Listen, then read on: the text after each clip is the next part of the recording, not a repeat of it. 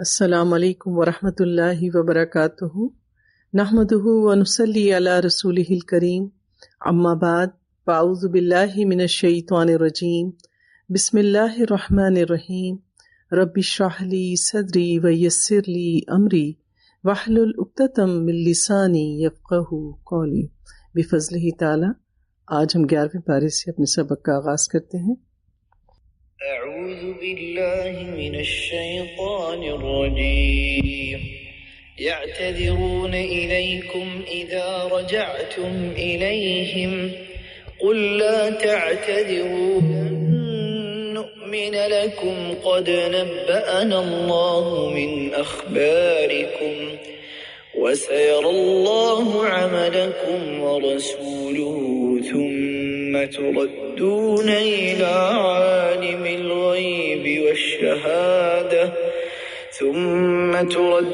إلى عالم الغيب والشهادة فينبئكم بما كنتم تعملون سيحلفون بالله لكم إذا انقلبتم إليهم لتعرضوا عنهم فأعرضوا عنهم إنهم رجس ومأواهم جهنم جزاء بما كانوا يكسبون يحلفون لكم لترضوا عنهم فإن ترضوا عنهم فإن الله لا يرضى عن القوم الفاسقين۔ بسم اللہ الرحمن الرحیم۔ یعتذرون الیکم اذا رجعتم علیہم قل لا تعتذروا لن نؤمن لکم قد نبأنا اللہ من اخبارکم۔ اللہ تبارک و تعالیٰ فرماتے ہیں جب تم پلٹ کر ان کے پاس پہنچو گے تو یہ طرح طرح کے عذرات پیش کریں گے، معذرتیں کریں گے آپ کے پاس آ کر۔ منافقین کے دل کا حال اللہ تبارک و تعالیٰ نے آیات میں کھول کر بیان کر دیا۔ مگر تم صاف کہہ دینا کہ بہانے نہ کرو، ہم تمہاری کسی بات کا اعتبار نہیں کریں گے، اللہ نے ہم کو تمہارے حالات بتا دیے ہیں، اب اللہ اور اس کا رسول تمہارے طرز عمل کو دیکھے گا، پھر تم اس کی طرف پلٹائے جاؤ گے جو کھلے اور چھپے سب کا جاننے والا ہے۔ تو اللہ تبارک و تعالیٰ نے منافقین کے بہت پردے رکھ لیے تھے، اب وہ وقت آ گیا تھا کہ مزید ان کے ہاتھوں دین اسلام کو اور مسلمانوں کو مزید نقصان نہ پہنچانے دیا جائے، اور وہ تمہیں بتا دے گا جو کچھ تم کیا کرتے ہو۔ تو قیامت کے دن انسان کے دلوں کے بھید، اس کی نیتیں سب کھول کے رکھ دی جائیں گی۔ تمہاری واپسی پر یہ تمہارے سامنے قسمیں کھائیں گے تاکہ تم ان سے صرف نظر کرو، تم بے شک ان سے صرف نظر ہی کر لو کیونکہ یہ گندگی ہیں۔ منافق کو اللہ تبارک و تعالیٰ نے رجس کہا ہے کہ یہ گندگی ہے۔ نفاق دل کے اندر ہوتا ہے اور یہ دل کی بیماری ہے اور بدترین بیماری ہے کہ یعنی انسان کی زبان پر جو کچھ ہو وہ اس کے دل کی کیفیت نہ ہو، یعنی دل اور زبان میں تضاد ہو، جبکہ مومن جو اندر سے ہوتا ہے وہی باہر سے ہوتا ہے۔ تو اس لیے اللہ تعالیٰ نے ان کو گندگی کہا کہ ان کے دل ناپاک ہیں اور ان کا اصلی مقام جہنم ہے جو ان کی کمائی کے بدلے میں انہیں نصیب ہوگی۔ یہ تمہارے سامنے قسمیں کھائیں گے۔ کیوں کھائیں گے یہ قسمیں؟ تاکہ آپ کو راضی کر لیں۔ قسمیں کھا کھا کر آپ کو اپنے حق میں موڑنا چاہیں گے، اور نبی پاک صلی اللہ علیہ وآلہ وسلم کی نرم فطرت کا یہ بہترین فائدہ اٹھایا کرتے تھے تاکہ تم ان سے راضی ہو جاؤ۔ حالانکہ اگر تم ان سے راضی ہو بھی گئے تو اللہ ہرگز ایسے فاسق لوگوں سے راضی نہیں ہوگا۔ تو دنیا میں تو کوئی بھی شخص کسی کو سفارش کر کے، بہانہ کر کے، قسمیں کھا کے، وعدے کر کے اپنے حق میں اس کی رائے کو موڑ لیتا ہے، اور انسان عموماً عاجز آ ہی جاتے ہیں اور اپنی عداوت کو، اپنی ناراضگی کو ختم کر دیتے ہیں۔ لیکن جب معاملہ اللہ تبارک و تعالیٰ کو دھوکہ دینے کا ہو، اللہ کے دین کو نقصان پہنچانے کا ہو، تو یہ بات اللہ کے ہاں کسی صورت قابل معافی نہیں۔ تو وہ تمام بد اعمال اس کے نامہ اعمال میں لکھ لیے جاتے ہیں تاکہ اس کو آخرت میں اس کے کبھی گناہ کی پوری پوری سزا دی جائے۔ تو جو فاسق لوگ ہیں دراصل یہ وہ لوگ ہیں جو اللہ کی حدود کی کھلم کھلا نافرمانی کرتے ہیں۔ تو جو لوگ ایسے ہیں جو اللہ کی حدود کو توڑنے والے ہیں اور اس کا بالکل احترام نہیں کرتے، تو ہمارے دین کا تقاضا ہے کہ ہم ان سے دلی رغبت نہ رکھیں، ان سے اپنی محبت کا اظہار نہ کریں۔ اگر کوئی شخص یہ سوچے کہ میں مسلسل گناہ کرتا رہوں اور پھر کہے کہ اللہ تم مجھے معاف کر دے، بے شک اللہ انسان کو معاف کر دیتا ہے، لیکن اگر وہ اپنی غلطی پہ اصرار کرتا رہے، بار بار پلٹ کر وہی گناہ کرتا رہے اور کہتا رہے کہ اللہ تم سے راضی ہو جا، تو اللہ پھر اس سے ہرگز راضی نہیں ہوگا۔ کیوں؟ کیونکہ وہ خود کو تبدیل نہیں کر رہا۔ تو منافق میں کبھی بھی دو چیزیں نہیں ہوتی، ایک اس کا اچھا اخلاق اور دوسرا دین کی سمجھ، وہ ان سے عاری ہوتا ہے، جبکہ مومن اعلیٰ اخلاقیات سے آراستہ ہوتے ہیں۔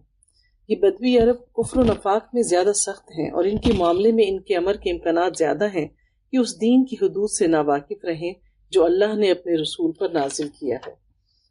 اللہ سب کچھ جانتا ہے اور حکیم و دانا ہے، تو اللہ نے جو احکامات نازل کیے، جہاں جہاں پابندیاں عائد کی، اللہ نے یہ تمام فیصلے بہترین حکمت کے تحت کیے ہیں۔ حضرت ابو ہریرہ رضی اللہ تعالیٰ عنہ سے روایت ہے کہ حسن الظن من حسن العبادہ، تو اچھا گمان بھی عبادت میں سے ہی ہے۔ ہمیں اپنے رب کے بارے میں جو احکامات آئیں تو ہمیں اچھا گمان رکھنا چاہیے کہ اس میں یقیناً ہمارے لیے کوئی اچھی بہتری ہوگی۔ پھر فرمایا وَمِنَ الْأَعْرَابِ مَن يَتَّخِذُ مَا يُنْفِقُ مَغْرَمًا وَيَتَرَبَّصُ بِكُمُ الدَّوَائِرَ، ان بدویوں میں سے ایسے لوگ موجود ہیں جو راہ خدا میں کچھ خرچ کرتے ہیں تو اسے اپنے اوپر زبردستی کی چٹی سمجھتے ہیں۔ یعنی یہ جو نئے مسلمان ہوئے ہیں بدوؤں میں سے، اگر ان کو کہا جائے کہ خیرات زکوٰۃ دو یا کسی غزوے کی تیاری کے لیے مدد کرو تو یہ کہتے ہیں کہ یہ ایک زبردستی کی ایک چٹی ہے، ایک قسم کا جرمانہ ہے جو ہم پر لگ گیا ہے، یعنی یہ خوش دلی سے یہ مال ادا نہیں کرتے اور تمہارے حق میں زمانے کی گردشوں کا انتظار کر رہے ہیں کہ تم کسی چکر میں پھنسو تو وہ اپنی گردن سے اس نظام کی اطاعت کا کلادہ اتار کر پھینکے جس میں تم نے اسے کس دیا ہے۔ اور اندر ہی اندر ان کے دل کی کیفیت یہ ہے کہ جب کبھی نبی پاک اور صحابہ کرام کسی محاذ پر جاتے، کسی جنگ پر جاتے، تو یہ دل ہی دل میں دعائیں کرتے کہ کوئی ایسا دشمن ان کے آگے آئے کہ یہ ان سب کو ختم کر دے اور یہ جو ہم پر پابندیاں عائد ہو گئی ہیں شریعت کی، ہماری ان سے جان چھوٹے۔ حالانکہ بدی کا چکر خود انہی پر مسلط ہے اور اللہ سب کچھ سنتا اور جانتا ہے۔ اللہ فرماتے ہیں اور انہی بدوؤں میں سے کچھ لوگ ایسے بھی ہیں جو اللہ اور روز آخرت پر ایمان رکھتے ہیں اور جو کچھ خرچ کرتے ہیں اسے اللہ کے ہاں تقرب کا اور رسول کی طرف سے رحمت کی دعائیں لینے کا ذریعہ سمجھتے ہیں۔ تو جب کوئی شخص ایمان لانے کے بعد عمل کرتا ہے تو سب کے اعمال ایک جیسے نہیں ہوتے، سب کا مقصد حیات ایک جیسا نہیں ہوتا، تو اللہ تعالیٰ نے ان میں درجات رکھے اور ہر ایک کو نیکی کے اعمال احسان کے درجے پہ کرنے کی توفیق بھی نہیں ملتی۔ تو انہی میں سے کچھ لوگوں کے دلوں کا یہ حال ہے کہ وہ کہتے ہیں کہ ہم جو خرچ کریں گے اس سے اللہ کے اور قریب ہو جائیں گے، یعنی انتہائی اخلاص کے ساتھ اللہ کی راہ میں خرچ کرتے ہیں۔ ہاں وہ ضرور ان کے لیے تقرب کا ذریعہ ہے اور اللہ ضرور ان کو اپنی رحمت میں داخل کرے گا، یقیناً اللہ درگزر کرنے والا اور رحم فرمانے والا ہے۔ والسابقون الاولون من المہاجرین والانصار والذین اتبعوهم بإحسان رضی اللہ عنہم ورضوا عنہ وأعد لهم جنات تجری من تحتها الانہار خالدین فیہا ابدا ذلک الفوز العظیم۔ اور وہ مہاجر و انصار جنہوں نے سب سے پہلے دعوت ایمان پر لبیک کہنے والے، سابقون الاولون، ہر نیکی کے کام میں سب سے پہلے آگے بڑھنے والے، وہ اللہ کے ہاں سابقون الاولون کہلاتے ہیں، جنہوں نے سب سے پہلے سبقت کی، نیز وہ جو بعد میں احسان کے ساتھ ان کے پیچھے آئے، یعنی بعد والے جنہوں نے ہر کام کو احسان کے درجے پہ کیا، اللہ ان سے راضی ہوا اور وہ اللہ سے راضی ہوئے۔ اللہ نے ان کے لیے ایسے باغ مہیا کر رکھے ہیں جن کے نیچے نہریں بہتی ہوں گی اور وہ ان میں ہمیشہ رہیں گے، یہی عظیم الشان کامیابی ہے۔ یہاں پر اللہ تبارک و تعالیٰ نے مہاجرین و انصار کی تعریف بیان کی اور ان کا درجہ بیان کیا کہ اللہ کے ہاں انصار اور مہاجرین دونوں سابقون الاولون ہیں، اور جس نے بھی نیکی میں سبقت کی کوشش کی اللہ اس سے راضی ہو جائے گا۔ تو لہٰذا جو ان کے بعد، اس دور کے بعد جو مومنین آئے جنہوں نے اپنے اعمال احسان کے درجے پہ کیے، تو اللہ تبارک و تعالیٰ کہہ رہے ہیں کہ وہ اپنی نیتوں کی وجہ سے، اخلاص کی وجہ سے، اپنی کوششوں کی وجہ سے سابقون الاولون کے درجوں کو پہنچیں گے، لیکن انہیں تمام نیک اعمال تقوی کے ساتھ احسان کے درجے پر کرنا ہوں گے۔ حضرت عمر رضی اللہ عنہ نے ایک روز کسی شخص کو اس آیت کی تلاوت کرتے سنا اور پھر اس کا ہاتھ پکڑ کر پوچھا کہ تمہیں یہ آیت کس نے پڑھائی ہے؟ اس نے کہا کہ ابی بن کعب نے۔ آپ نے فرمایا تم میرے ساتھ چلو، اور وہ ابی بن کعب کے پاس آئے اور پوچھا تم نے رسول اللہ سے اس آیت کو سنا تھا؟ انہوں نے جواب دیا کہ ہاں۔ آپ نے فرمایا کہ میرا خیال تھا کہ جس بلند درجے پر ہم پہنچے ہیں اس کے بعد کوئی بھی اس درجے تک نہیں پہنچ سکتا۔ اللہ تبارک و تعالیٰ نے ان آیات کے ذریعے ہم جیسے گناہ گار مسلمانوں کو یہ خوشخبری دی ہے کہ اگر ہم اللہ کی محبت میں اخلاص کے ساتھ دین پر عمل کریں اور درجہ بدرجہ ان سیڑھیوں کو طے کریں اور ہر کام کو، ہر نیکی کے کام کو لپک کر لیں پورے اخلاص کے ساتھ اور اس کو احسان کے درجے پر کریں، تو پھر یہ حسرت کہنا کہ ہم تو نبی کے دور میں پیدا نہیں ہوئے، ہم تو صحابہ بن نہیں سکتے، جو نیکی کے مواقع ان کے سامنے آئے وہ ہمیں میسر نہیں، تو یہ حجت اور یہ دلیل ہمارے لیے باقی نہیں رہے گی۔ اللہ نے اس کے لیے بھی جگہیں باقی چھوڑی ہیں، وہاں پر بھی مقام خالی رکھے ہیں، جو چاہے اس وہاں پر جا کر اپنا ٹھکانہ بنا لے، کیونکہ ہم کیا دعا کرتے ہیں، صراط الذین انعمت علیہم، اے اللہ ہمیں ان لوگوں کا راستہ دکھا جن پر تو نے انعام کیا۔ تو اللہ نے قرآن میں یہ سب کچھ بیان کر دیا، ان سب باتوں کا جواب دے دیا کہ میں نے ان پر انعام کیا، انہیں مقربین میں شامل کیا۔ تو جب مومن سورہ فاتحہ میں یہ کہتا ہے کہ اللہ ہم تیری عبادت کرتے ہیں، تجھ سے مدد مانگتے ہیں، ہمیں ان لوگوں کا راستہ دکھا جن سے تو راضی ہوا، تو اللہ نے بتا دیا کہ یہ کام کرو تو سابقون الاولون کے درجوں کو پہنچ جاؤ گے۔ قرآن ایمان کی معراج ہے۔ اللہ تبارک و تعالیٰ نے ہمارے لیے ہر قسم کے نیکی کے مواقع اس دنیا میں پیدا کیے ہیں، لیکن انسان ہے کہ ان سے روگردانی کرتا ہے اور اس قرآن کی اہمیت کو نہیں جانتا۔ عبداللہ بن مسعود نے ایک شخص سے کہا کہ تم اس دور میں ہو جب قاری کم ہیں اور علماء زیادہ ہیں، اس زمانے میں قرآن کی حدود کی حفاظت کی جاتی، اس دور میں جب نبی پاک کا دور تھا، صحابہ کرام کا دور تھا، یعنی احکامات پر زیادہ عمل کیا جاتا ہے اور اس کے حروف کو ضائع کر دیا جاتا ہے، مانگنے والے کم ہیں اور دینے والے زیادہ ہیں۔ اس زمانے کے لوگ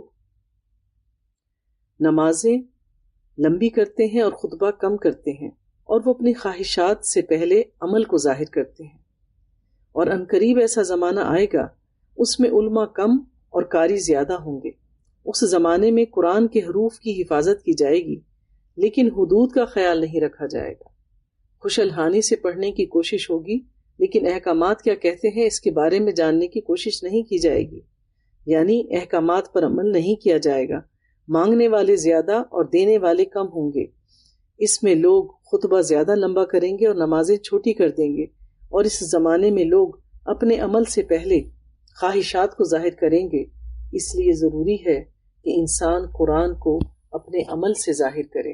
تو قرآن عمل کرنے کا نام ہے، ہماری شریعت عمل کا نام ہے، تو جو کوئی بہترین عمل کرے گا وہ اللہ کے ہاں بہترین درجات کو پالے گا، لیکن اس کے لیے قرآن کو سمجھنا، اس کے احکامات کو سمجھنا، اس کے ایک ایک حرف پر ایمان لانا ضروری ہے۔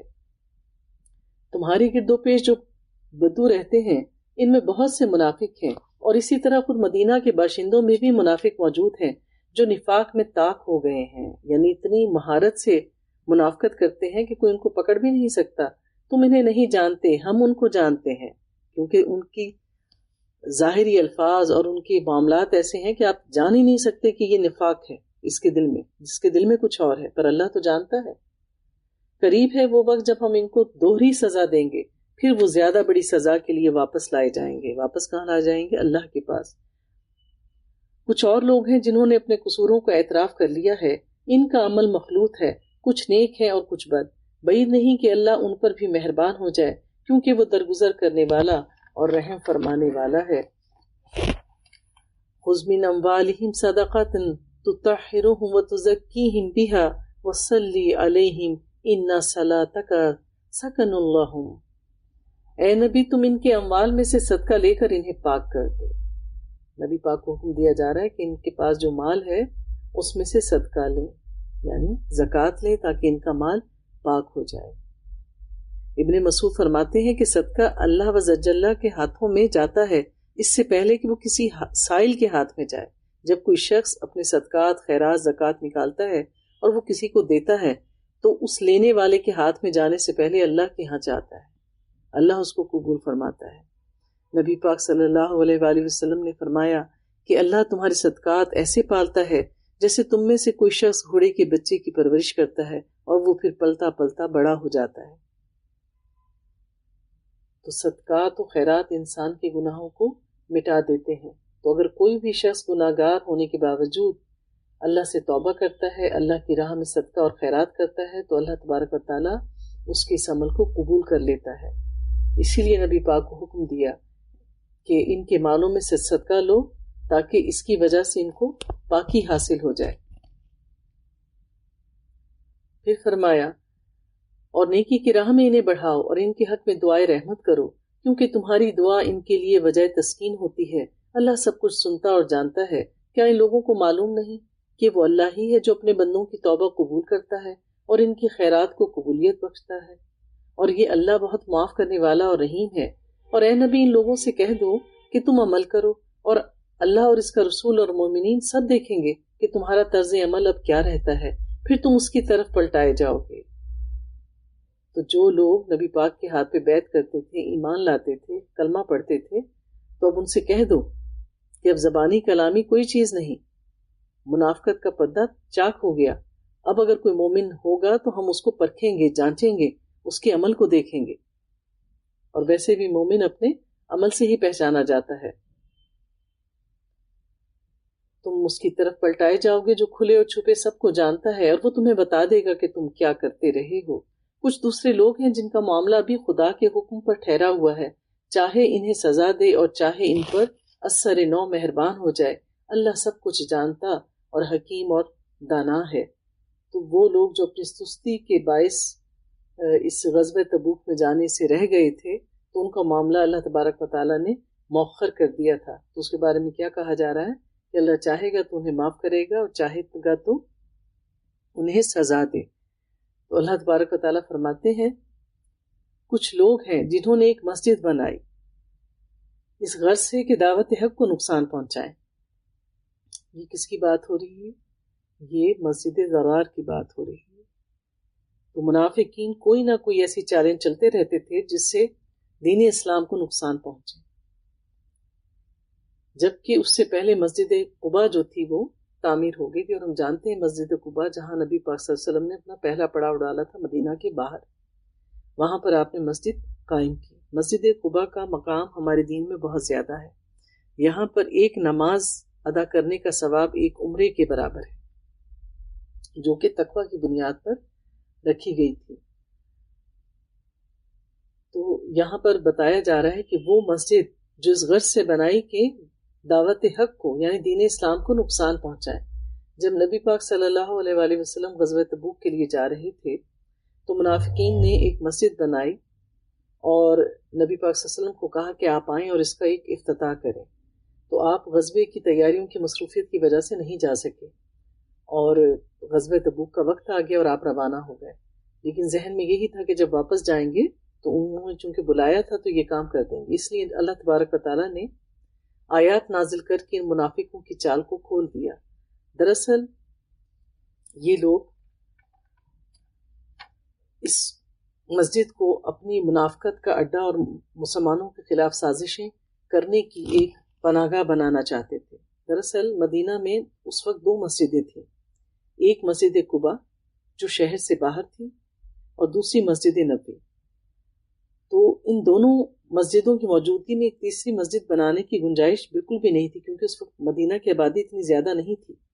لیکن منافقین نے یہ بہانہ بنایا کہ جب کبھی بارش ہوتی ہے یا سردی کی راتوں میں عام لوگوں کو اور خاص طور پر جو ضعیف ہیں، معذور ہیں، ان کو ان دونوں مسجدوں میں جانے سے تکلیف ہوتی ہے، یعنی یہ ذرا دور ہے، تو اس لیے یہ ایک مسجد بنائی جا رہی ہے تاکہ نمازیوں کو آنے میں آسانی ہو۔ اس طرح انہوں نے اس کی تعمیر کی اجازت لی اور پھر اس کو اپنی سازشوں کا اڈا بنا لیا۔ اب ظاہر ہے کہ نبی پاک صلی اللہ علیہ وآلہ وسلم ان کے اس دل کی کیفیت کو نہیں جانتے تھے کہ مسجد اگر کوئی بناتا ہے تو کوئی بھی اس کی نیت پر شک نہیں کر سکتا، اور کہنے والا بھی اگر کہے کہ میں مسلمان ہوں، تو نبی پاک صلی اللہ علیہ وآلہ وسلم کو بھی غیب کا علم نہیں تھا، وہ ان کے دلوں کی کیفیت کو نہیں جانا کرتے تھے۔ اور اہل ایمان میں پھوٹ ڈالیں اور اس بظاہر عبادت گاہ کو اس شخص کے لیے کمین گاہ بنائیں جو اس سے پہلے خدا اور اس کے رسول کے خلاف برسرے پیکار ہو چکا ہو۔ عبداللہ بن ابی کی بات ہو رہی ہے۔ وہ ضرور قسمیں کھا کھا کر کہیں گے کہ ہمارا ارادہ تو بھلائی کے سوا کسی دوسری چیز کا نہ تھا، مگر اللہ گواہ ہے کہ وہ قطعی جھوٹے ہیں۔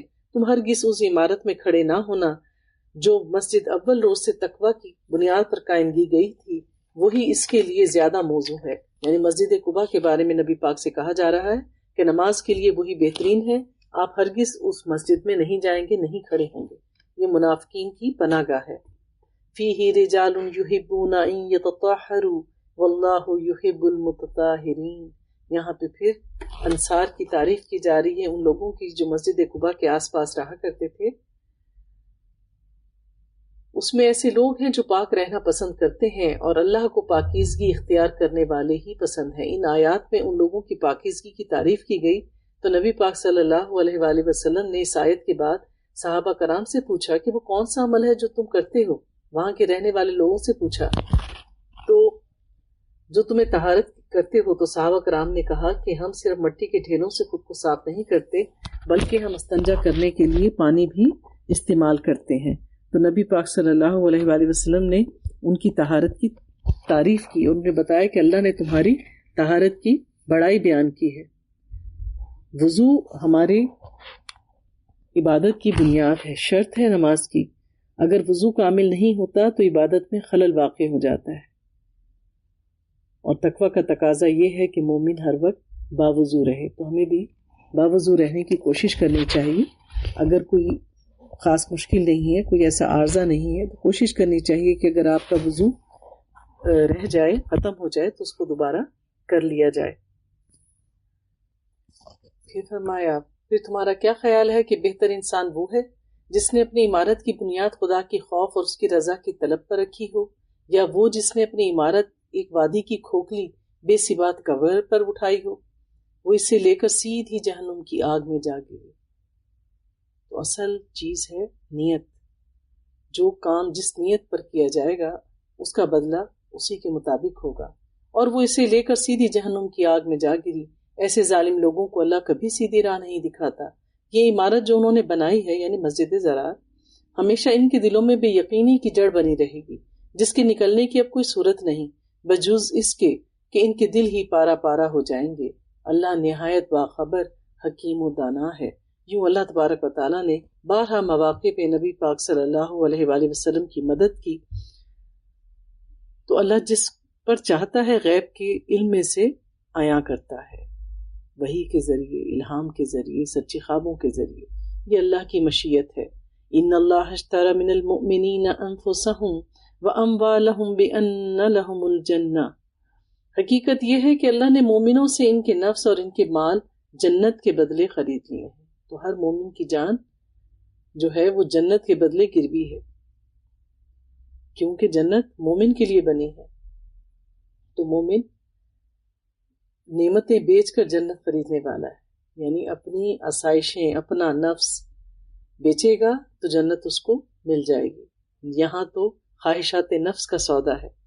تو مومن کی زندگی ایک جیل خانے کی طرح سے ہے، جہاں وہ ایک قیدی کی طرح سے زندگی گزارتا ہے، ساری پابندیاں پوری کرتا ہے، تب وہ اللہ کی جنت میں داخل ہونے کے قابل ہوتا ہے۔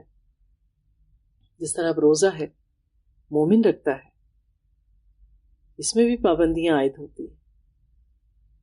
تو جیسے جیسے آپ اس میں کوئی کوتاہی کرتے ہیں، آپ کے روزے میں سوراخ ہوتے جاتے ہیں، اس کی نیکیاں زائل ہونا شروع ہو جاتی ہیں۔ تو جب آپ روزے کی حالت میں ہو تو کوشش کریں کہ شیطان آپ کی نیکی اچکے نہیں۔ وہ اللہ کی راہ میں لڑتے، مارتے اور مرتے ہیں، ان سے جنت کا وعدہ ان کے ذمے ایک پختہ وعدہ ہے، تورات اور انجیل اور قرآن میں۔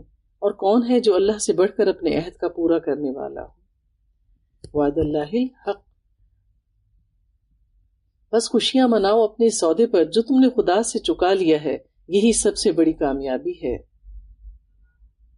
التائبون العابدون الحامدون السائحون الراکعون الساجدون العامرون بالمعروف ونہون عن المنکر والحافظون لحدود اللہ، اللہ کی طرف بار بار پلٹنے والے، بار بار رجوع کرنے والے، اس کی بندگی بجا لانے والے، اس کی تعریف کے گن گانے والے، اس کی خاطر زمین میں گردش کرنے والے، اس کے آگے رکوع اور سجدے کرنے والے۔ زمین میں گردش کون کرتے ہیں؟ اللہ کے دین کی ترویج کے لیے نکلنے والے، جنگوں کے لیے نکلنے والے، دین کے کاموں کے لیے نکلنے والے، اس کے آگے رکوع اور سجدے کرنے والے، نیکی کا حکم دینے والے اور بدی سے روکنے والے، اور اللہ کی حدود کی حفاظت کرنے والے اس شان کے ہوتے ہیں کہ مومن جو اللہ سے بیع کا یہ معاملہ طے کرتے ہیں، اور اے نبی مومنوں کو خوشخبری دے دو۔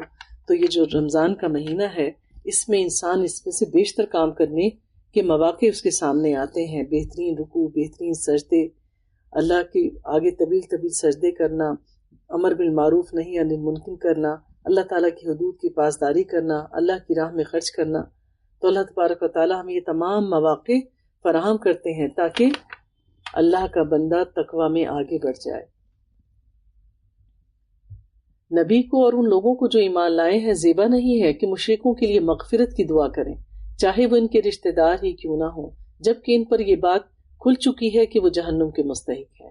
تو جو منکرین ہیں، مشرک ہیں، ان کے حق میں مغفرت کی دعا نہیں کرنی چاہیے۔ نبی پاک نے فرمایا کہ جو شخص اللہ کی خاطر کچھ دے اور اللہ ہی کے لیے روک لے، اللہ ہی کے لیے محبت کرے، اللہ ہی کے لیے نفرت کرے، اللہ ہی کے لیے نکاح کرے اور اللہ ہی کے لیے روک لے، تو جان لو کہ اس نے اپنا ایمان مکمل کر لیا۔ یعنی جو پسند ناپسند کرنا یا رک جانا، سب کچھ اللہ کی اطاعت میں اور صرف اللہ کی رضا پانے کی خاطر۔ تو بات یہ ہے کہ جب تک اللہ ہدایت پر چلنے کے لیے ہر حجت تمام نہ کرے، تب تک اللہ ہی کو گمراہی کی طرف نہیں دھکیلتا کسی کو بھی۔ تو جب تک ہم اللہ سے سچے دل سے ہدایت مانگتے رہتے ہیں، اللہ ہمیں ہمارے نفس کے حوالے نہیں کرتا، اللہ ہمیں شیطان کے حوالے نہیں کرتا۔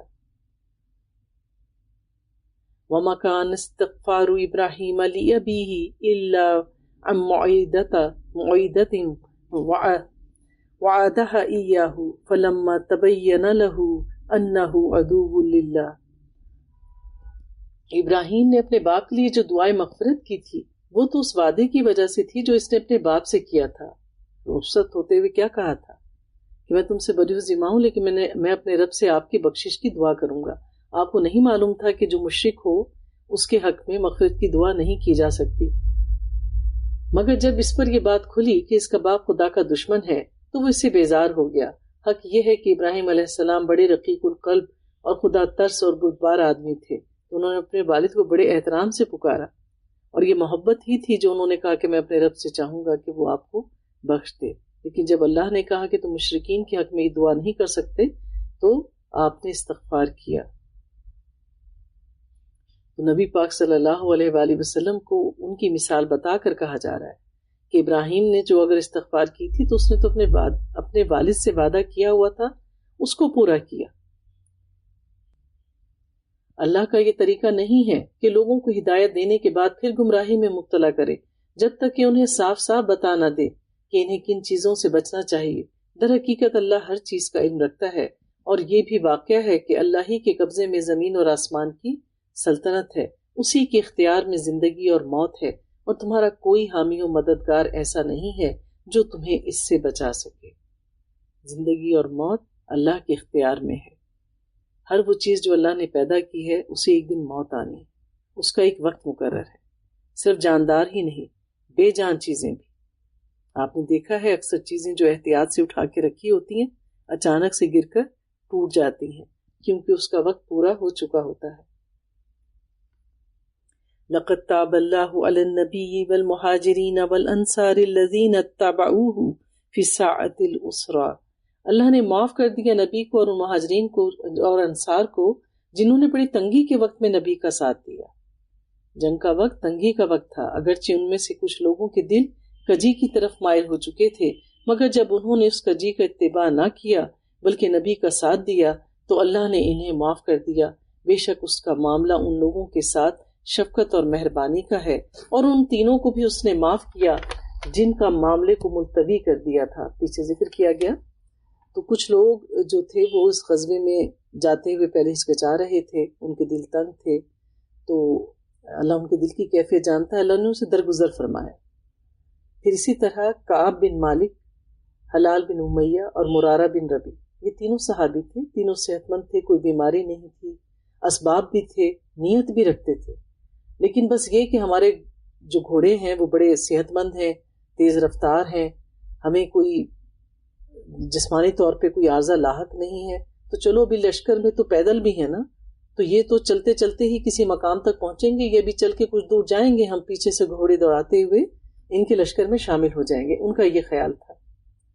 اور یہ نہیں تھا کہ ہم نے نہیں جانا، لیکن پھر کیا ہے کہ سستی در سستی ہوئی، اور پھر نبی پاک صلی اللہ علیہ وآلہ وسلم وہاں پہنچ گئے، اور پھر واپسی کا بھی سفر کر لیا، ان تک واپسی کی خبریں پہنچی تو ان کو بڑا افسوس ہوا کہ یہ ہم نے کیا کیا، اور ہم باوجود اس کے کہ ہم قدرت رکھتے تھے، ہم جانا چاہتے تھے، لیکن محض سستی کی وجہ سے ہم نہیں جا سکے۔ نبی پاک نے فرمایا، اللہ فرماتا ہے کہ تم سب گمراہ ہو سوائے اس کے جس کو میں ہدایت دوں، بس تم مجھ سے ہدایت مانگو میں دوں گا۔ اے میرے بندو، تم سب بھوکے ہو سوائے اس کے جس کو میں کھلاؤں، تم سب مجھ سے مانگو۔ تم سب برہنہ ہو سوائے اس کے جس کو میں پہناؤں، تم سب گناہ گار ہو بس مجھ سے بخشش مانگو میں تمہیں بخش دوں گا۔ تو پھر کیا ہوا کہ ان تینوں صحابہ کرام کا سوشل بائیکاٹ کیا گیا، کیونکہ نبی پاک صلی اللہ علیہ وسلم جب واپس آئے، جیسے کہ آیات میں بتایا گیا تھا کہ منافقین آئیں گے، جھوٹی قسمیں کھائیں گے، اور آپ کے سامنے معذرتیں پیش کریں گے تو آپ ان کی معذرتیں قبول نہ کریں، اور انہیں کہہ دیں کہ آئندہ آپ کسی غزوے میں تم میرے ساتھ نہیں جاؤ گے۔ لیکن چونکہ یہ کعب بن مالک، ہلالہ بن امیہ اور مرارہ بن ربی یہ تینوں صحابی تھے آپ، اور لیکن چونکہ انہوں نے یہ کیا اور آ کے نبی پاک صلی اللہ علیہ وسلم کے سامنے جب حاضر ہوئے تو انہوں نے سچ سچ بتا دیا کہ اللہ کے نبی، محض سستی کی وجہ سے ہم نہیں جا سکے، ہمیں کوئی اور حاجت نہیں تھی۔ تو آپ نے ان سے رخ پھیر لیا، یعنی یہ اشارہ تھا کہ اللہ جب تک کوئی فیصلہ نہیں کرتا میں کچھ نہیں کہہ سکتا، کیونکہ یہ فرض عین قرار دیا گیا تھا۔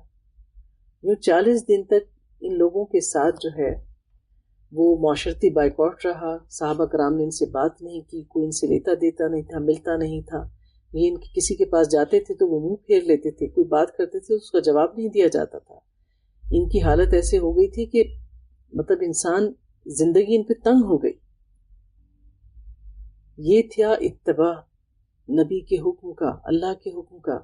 پھر اللہ تبارک و تعالیٰ نے ان کے لیے برات کی آیات نازل کی۔ اللہ تبارک و تعالیٰ فرماتے ہیں، جب زمین ساری وسعت کے باوجود ان پر تنگ ہو گئی اور ان کی اپنے جانیں بھی ان پر بار ہونے لگیں، اور انہوں نے جان لیا کہ اللہ سے بچنے کے لیے کوئی جائے پناہ خود اللہ ہی کے دامن رحمت کے سوا نہیں ہے، تو اللہ اپنی مہربانی سے ان کی طرف پلٹا تاکہ وہ اس کی طرف پلٹ آئیں، یقیناً وہ بڑا معاف کرنے والا اور رحیم ہے۔ تو جب انہیں لگا کہ بس ہمارا جینا بیکار ہے، اب ہم جی کر کیا کریں گے، تو اللہ ان کی کیفیت کو دیکھ رہے تھے، تو اللہ تعالیٰ کی رحمت جوش میں آئی اور اللہ تعالیٰ نے ان کی معاف کرنے کی آیات نازل کر دی۔ اے لوگو جو ایمان لائے ہو، اللہ سے ڈرو اور سچے لوگوں کا ساتھ دو۔ مدینے کے باشندے اور گرد و نواح کے بدوؤں کو یہ ہرگز زیبا نہ تھا کہ اللہ کے رسول کو چھوڑ کر گھر بیٹھے رہتے اور اس کی طرف سے بے پرواہ ہو کر اپنے اپنے نفس کی فکر میں لگ جاتے، یعنی اللہ کے نبی کو جنگ کے لیے بھیج دیا، خود پیچھے رہے، اس لیے کہ ایسا کبھی نہ ہوگا کہ اللہ کی راہ میں بھوک پیاس اور جسمانی مشقت کی کوئی تکلیف وہ جھیلیں، اور منکرین حق کو جو راہ ناگوار ہے اس پر کوئی قدم وہ اٹھائیں، اور کسی دشمن سے عداوت کا حق کوئی انتقام وہ لیں، اور اس کے بدلے ان کے حق میں ایک صالح عمل نہ لکھا جائے۔ یقیناً اللہ کے ہاں محسنوں کا حق مارا نہیں جاتا۔ تو اللہ تبارک و تعالیٰ کسی کا حق نہیں رکھتے۔ وَلَا يُنْفِقُونَ نَفَقَةً صَغِيرَةً وَلَا كَبِيرَةً وَلَا يَقْطَعُونَ وَادِيًا إِلَّا كُتِبَ لَهُمْ لِيَجْزِيَهُمُ اللَّهُ أَحْسَنَ مَا كَانُوا يَعْمَلُونَ۔ اسی طرح یہ بھی کبھی نہ ہوگا کہ وہ راہ خدا میں تھوڑا یا بہت کوئی خرچ اٹھائیں اور صحیح جہاد میں کوئی وادی وہ پار کریں اور ان کے حق میں سے لکھا نہ جائے، تاکہ اللہ ان کی اس اچھے کارنامے کا صلہ ان کو دے دے۔ تو اللہ کسی کی نیکی کو ضائع نہیں کرتا۔ کسی کو نیکی کرتے ہوئے دیکھ کر اگر کوئی دل میں اخلاص کے ساتھ نیت کرے کہ اگر میرے پاس بھی یہ چیز ہو تو میں یہ عمل کروں، یا میرے بھی حالات ایسے ہوں تو میں یہ عمل کروں، تو اللہ تبارک و تعالیٰ اس کی نیت کرنے پر بھی وہ عمل اس کے نام میں لکھ لیتے ہیں، ایک نیکی لکھ لی جاتی ہے۔ تو اللہ بڑا مہربان ہے، نیکی کے مواقع کم کم آتے ہیں۔ نیک لوگوں کی صحبت کو تھامے رہیں تاکہ اللہ تبارک و تعالیٰ نیکی سے ہمیں محروم نہ کرے۔ اور یہ کچھ ضروری نہ تھا کہ اللہ اہل ایمان کو سارے کے سارے ہی نکل کھڑے ہوتے، اللہ کے لیے کیا مشکل تھا، سب کو استطاعت دے دیتا۔ مگر ایسا کیوں نہ ہوا کہ ان کی آبادی کے ہر حصے میں سے کچھ لوگ نکل کر آتے اور دین کی سمجھ پیدا کرتے۔ تو دین کا علم حاصل کرنا فرض کفایہ ہے، یعنی اگر ایک آبادی ہے، بستی ہے، اس میں سے چند لوگ بھی دین کا علم حاصل کر لیں تو یہ کافی ہے کہ وہ سیکھیں اور پھر بعد میں آ کے اوروں کو سکھائیں۔ تو اللہ نے یہ نہیں کہا کہ سارے کے سارے دین کا علم سیکھنے میں لگ جائیں، دنیاوی علم کی اپنی اہمیت ہے، اور پھر ظاہر ہے کہ زندگی کی الگ الگ ضروریات ہیں، الگ الگ فیلڈز ہیں، ہر چیز میں لوگوں کی ضرورت ہوتی ہے، تو لہٰذا یہ نہیں ہے کہ کوئی بھی نہ سیکھے، فرض کفایہ ہے کہ کچھ لوگ ضرور ان میں سے سیکھیں اور ان کے علم سے پھر باقی لوگ استفادہ کریں۔ نبی پاک صلی اللہ علیہ وآلہ وسلم نے فرمایا کہ عالم کی فضیلت عابد پر ایسے ہے، عابد کون؟ عبادت کرنے والا، عالم جو اللہ کے دین کا علم حاصل کرے، کہ عالم کی فضیلت عابد پر ایسے ہے جیسے میری فضیلت ایک ادنا انسان پر، جیسے ہم عام گناہگار انسان ہیں، ہمارے مقابلے میں نبی پاک صلی اللہ علیہ وسلم کی جیسی فضیلت ہے، ایسی عالم کی فضیلت عابد پر ہے، کیونکہ عالم اپنے علم کی وجہ سے لوگوں کو جہالت کے اندھیروں سے نکالتا ہے، وہ صرف خود اچھا عمل نہیں کرتا بلکہ لوگوں کو نیکی کی راہ دکھاتا ہے، لوگوں کا تزکیہ کرتا ہے، نیکیوں میں آگے بڑھنے کی ترویج دیتا ہے، اور پھر ان کو وہ باتیں بتاتا ہے جس سے وہ گناہ سے بچ سکیں اور نیک عمل کر سکیں۔ علم سکھانے والے کے لیے اللہ کے فرشتے، سمندر میں موجود مچھلیاں اور بلوں میں موجود چونٹیاں ان کے لیے دعا کرتی ہیں۔ اور جب کوئی شخص علم سیکھنے یا سکھانے نکلتا ہے تو اللہ کے فرشتے اس کے رستوں پر اپنے پر بچھا دیتے ہیں، ایسی محفلوں کو وہ اپنے پروں سے ڈھانپ لیتے ہیں، ان پر سکینت نازل ہوتی ہے۔ تو جو لوگ اللہ کے دین کی خاطر نکلتے ہیں، اللہ تبارک و تعالیٰ کی نصرت و تائید ان کے ساتھ ہوتی ہے۔ تو اللہ کہتے ہیں اور واپس جا کر اپنے علاقے کے باشندوں کو خبردار کرتے تاکہ وہ غیر مسلمانہ روش سے پرہیز کریں۔ اے لوگو جو ایمان لائے ہو، جنگ کرو ان منکرین حق سے جو تمہارے پاس ہیں، اور چاہیے کہ وہ تمہارے اندر سختی پائیں، تم ان کے ساتھ سختی سے نپٹو، اور جان لو کہ اللہ متقیوں کے ساتھ ہے۔ وَإِذَا مَا أُنزِلَتْ سُورَةٌ فَمِنْهُمْ مَن يَقُولُ أَيُّكُمْ زَادَتْهُ هَٰذِهِ إِيمَانًا۔ مذاق اڑاتے ہیں، کیا کہتے ہیں؟ جب کوئی نئی صورت نازل ہوتی تو ان میں سے بعض لوگ مذاق کے طور پر مسلمانوں سے پوچھتے ہیں کہ کہو تم میں سے کس کے ایمان میں اس سے اضافہ ہوا؟ اللہ تعالیٰ نے آیات نازل کی تھی کہ جب ان پر اللہ کی آیات پڑھی جاتی تو ان کا ایمان بڑھ جاتا ہے۔ تو جب منافقین کو پتہ چلتا کہ اللہ کے نبی پر وحی آئی ہے اور کوئی نئی آیات سنائی جا رہی ہیں تو پوچھتے اچھا تم سن کر آئے ہو، اب بتاؤ تم میں سے کس کے ایمان میں اضافہ ہوا؟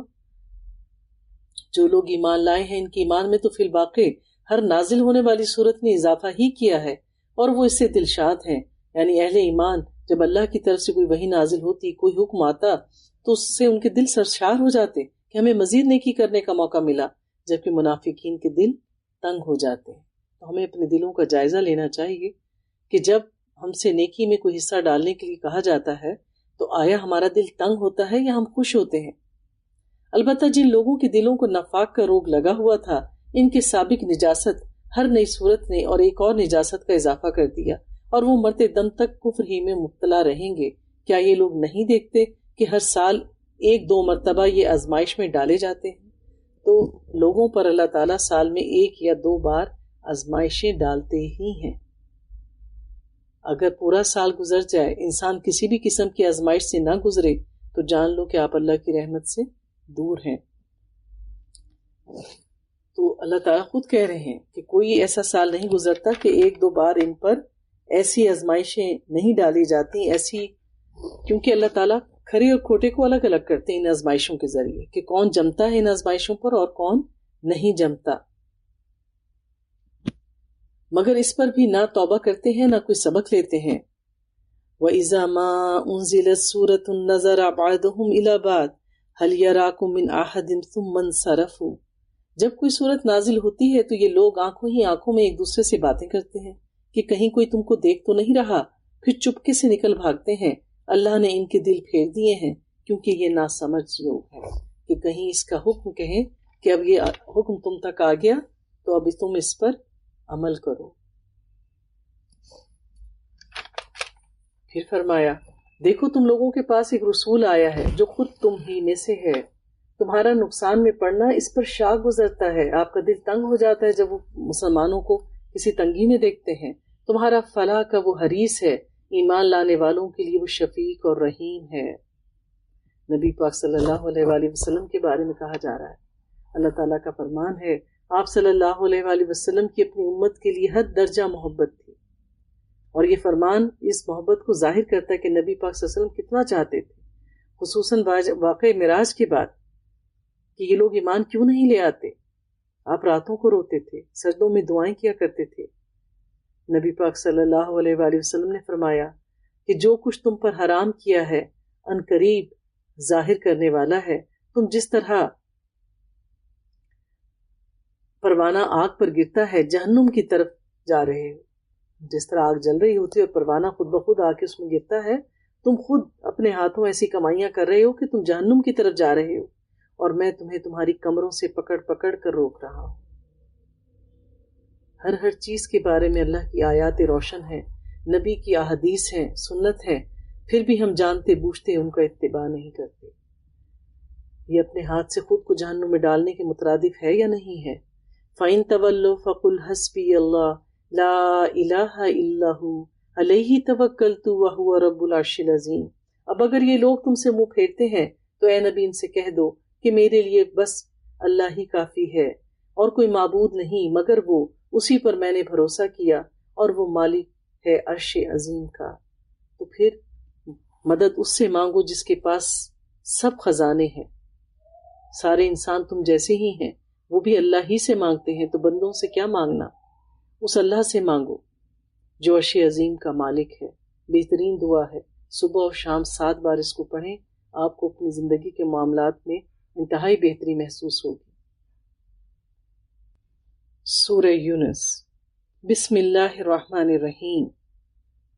الف لام را، تلک آیات الکتاب الحکیم، اکان للناس عجبا ان اوحینا الی رجل منہم ان انذر الناس وبشر الذین آمنوا انا لهم قدم صدق عند ربهم۔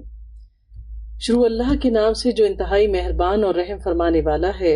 الف لام را حروف مقطعات ہیں، یہ اس کتاب کی آیات ہیں جو حکمت و دانش سے لبریز ہیں۔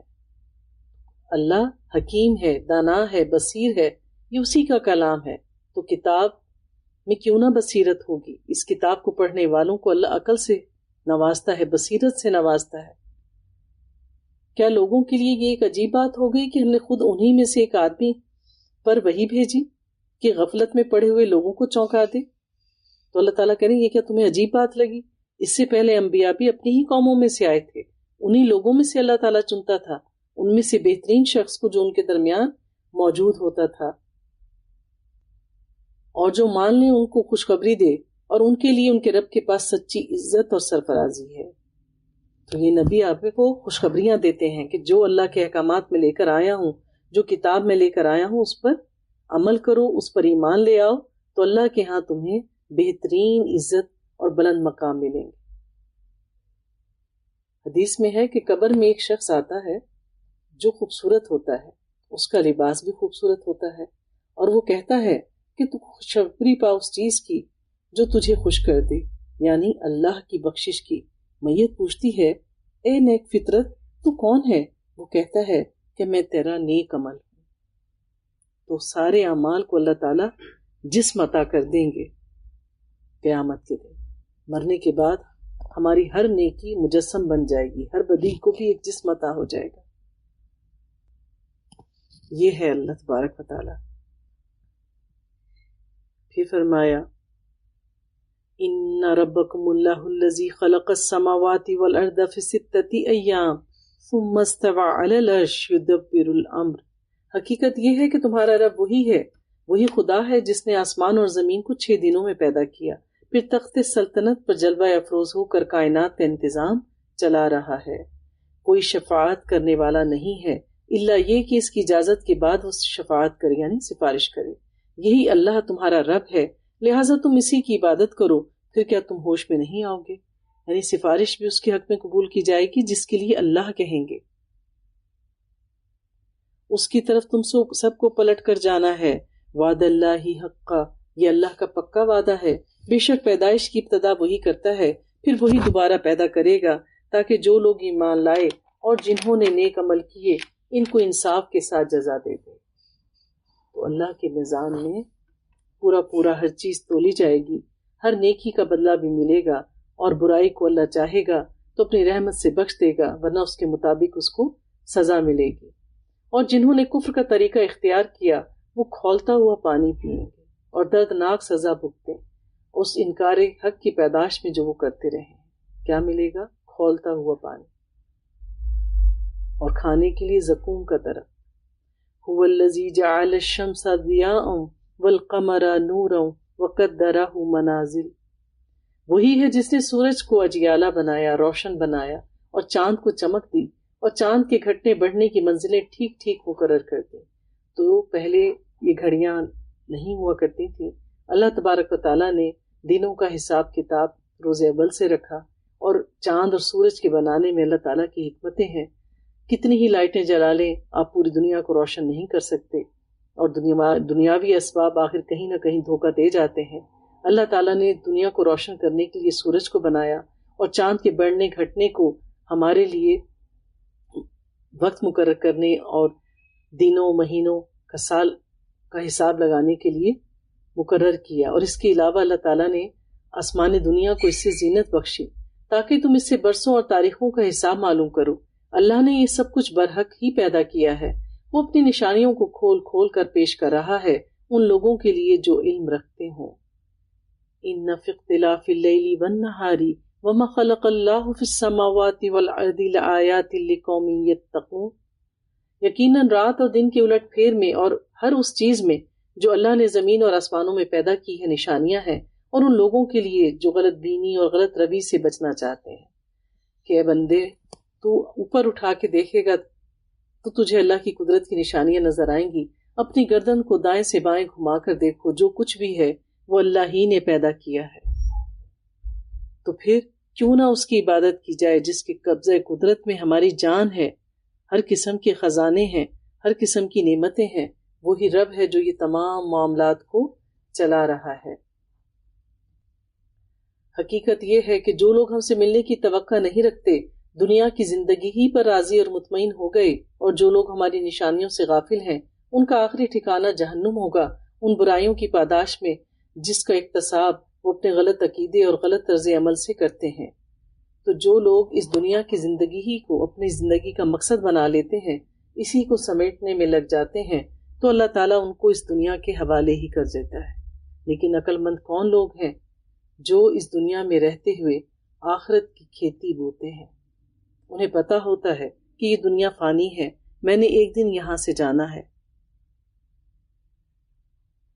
وہی لوگ اصل میں بصیرت والے ہیں۔ نبی پاک صلی اللہ علیہ وآلہ وسلم نے فرمایا کہ مومن کی مثال اور اس کی زندگی اور اس کی موت کی مثال ایسی ہے جیسے کہ 3 دوست ہوں، یعنی اس کے اعمال ایسے ہیں جیسے اس کے 3 ساتھی ہوں۔ اس کی دنیا کی زندگی، ان میں سے ایک مال ہو، یعنی جو اس کے 3 دوست ہیں دنیا کی زندگی کے، ان میں سے کون ہے؟ ایک مال ہو جو یہ کہے کہ اپنی چاہت کے مطابق لے لے، مال اس سے کہتا ہے کہ جتنا تجھے چاہیے ہے لے لے، اور دوسرا کہے کہ میں موت تک تیرے ساتھ ہوں، جب تو مر جائے گا تو میں تیرے سے الگ ہو جاؤں گا، اور اس کا تیسرا دوست کہے کہ میں دنیا میں تیرے ساتھ تھا اور قبر میں بھی تیرے ساتھ جاؤں گا۔ تو پہلا دوست اس کا مال، دوسرا دوست اس کی اولاد جو قبر تک تو جاتی ہے لیکن قبر کے اندر نہیں جاتی، اور تیسرا دوست اس کا نیک عمل ہے جو قبر میں بھی اس کے ساتھ جاتا ہے۔ یہ ہے اللہ تبارک و تعالی، ان الذین آمنوا وعملوا الصالحات، اور یہ بھی حقیقت ہے کہ جو لوگ ایمان لائے اور جنہوں نے نیک عمل کیے، انہیں ان کا رب ان کے ایمان کی وجہ سے سیدھی راہ پر چلائے گا، نعمت بھری جنتوں میں ان کے نیچے نہریں بہیں گی، وہاں ان کی صدا یہ ہوگی، کیا کہیں گے؟ دعواہم فیہا سبحانک اللہم وتحیتہم فیہا سلام، سلامتی ہے اور ان کی ہر بات کا خاتمہ اس پر ہوگا کہ ساری تعریف اللہ رب العزت کے لیے ہے۔ اگر کہیں اللہ لوگوں کے ساتھ برا معاملہ کرنے میں بھی اتنی ہی جلدی کرتا جتنی وہ دنیا کی بھلائی مانگنے میں جلدی کرتے ہیں تو ان کی مہلت عمل کبھی بھی ختم کر دی جاتی، مگر ہمارا یہ طریقہ نہیں، اس لیے ہم ان لوگوں کو جو ہم سے ملنے کی توقع نہیں رکھتے ان کی سرکشی میں بھٹکنے کے لیے چھوڑ دیتے ہیں، یعنی جو یہ سمجھتے ہیں کہ بس یہ زندگی ہی سب کچھ ہے، نہ ہم نے مرنا ہے نہ کسی چیز کا جواب دینا ہے، تو اللہ ان کو گمراہی میں ہی گم رکھتے ہیں۔ انسان کا حال یہ ہے کہ جب اس پر کوئی سخت وقت آتا ہے تو کھڑے اور بیٹھے اور لیٹے اللہ کو یاد کرتا ہے، مگر جب ہم اس کی مصیبت ٹال دیتے ہیں تو ایسا چل نکلتا ہے کہ گویا اس نے کبھی اپنے کسی برے وقت میں ہم کو پکارا ہی نہیں تھا۔ یہ اللہ تبارک و تعالیٰ ایسے لوگوں کو آئینہ دکھا رہے ہیں جو مصیبت کے وقت جانماز سے چپٹ جاتے ہیں، لمبی لمبی دعائیں مانگتے ہیں، صدقہ خیرات بھی کرتے ہیں، اور مصیبت ٹلتے ہی ایسے اللہ سے رخ پھیرتے ہیں کہ جیسے اس سے تو کبھی انہوں نے کچھ مانگا ہی نہیں۔ اس طرح حد سے گزر جانے والوں کے لیے ان کے کرتوت خوشنما بنا دیے گئے۔ لوگوں، تم سے پہلے کی قوموں کو ہم نے ہلاک کر دیا جب انہوں نے ظلم کی روش اختیار کی۔ تو ظلم یہی ہے کہ اللہ سے پھر جانا، اللہ کے احکامات کو پیچھے ڈال دینا، اور جب کوئی کامیابی ملے، کوئی خوشی ملے تو اس کا کریڈٹ دوسروں کو دے دینا۔ اور ان کے رسول ان کے پاس کھلی کھلی نشانیاں لے کر آئے اور انہوں نے ایمان لا کر ہی نہیں دیا۔ اس طرح مجرموں کو ان کے جرائم کا بدلہ دیا کرتے ہیں۔ اب ان کے بعد ہم نے تم کو زمین میں ان کی جگہ دی، یعنی تم جن جگہوں پہ آباد ہو یہاں پہ پہلے کوئی قوم تھی جن کو ہم نے مٹا دیا، تاکہ دیکھیں کہ تم کیسا عمل کرتے ہو۔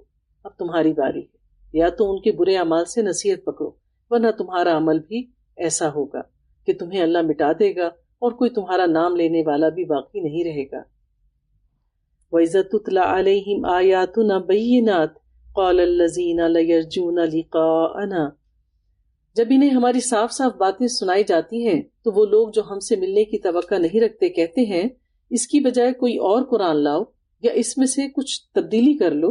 اے نبی ان سے کہو میرا یہ کام نہیں کہ اپنی طرف سے اس میں کوئی تغیر و تبدل کروں، میں تو بس اس وحی کا پیروکار ہوں جو میرے پاس بھیجی جاتی ہے۔ اگر میں اپنے رب کی نافرمانی کروں تو مجھے ایک بڑے ہولناک دن کا عذاب کا ڈر ہے۔ اور کہو اگر اللہ کی مشیت یہی ہوتی تو میں یہ قرآن تمہیں کبھی نہ سناتا اور اللہ تمہیں اس کی خبر تک نہ دیتا۔ آخر اس سے پہلے میں ایک عمر تمہارے درمیان گزار چکا ہوں، یعنی اگر میں نے کوئی گھڑ کے بات سنانی ہوتی تو میں پہلے تمہیں سنا دیتا۔ یہ تو اللہ کا حکم ہے کہ یہ باتیں میں تم تک پہنچاؤں۔ میں تو تمہارے درمیان میں ہی رہا ہوں، 40 سال کی عمر میں مجھے نبوت ملی۔ کیا تم عقل سے کام نہیں لیتے؟ پھر ان سے بڑھ کر ظالم اور کون ہوگا جو ایک جھوٹی بات گھڑ کر اللہ کی طرف منسوب کرے یا اللہ کی واقعی آیات کو جھوٹا قرار دے؟ یقیناً مجرم کبھی فلاح نہیں پا سکتے۔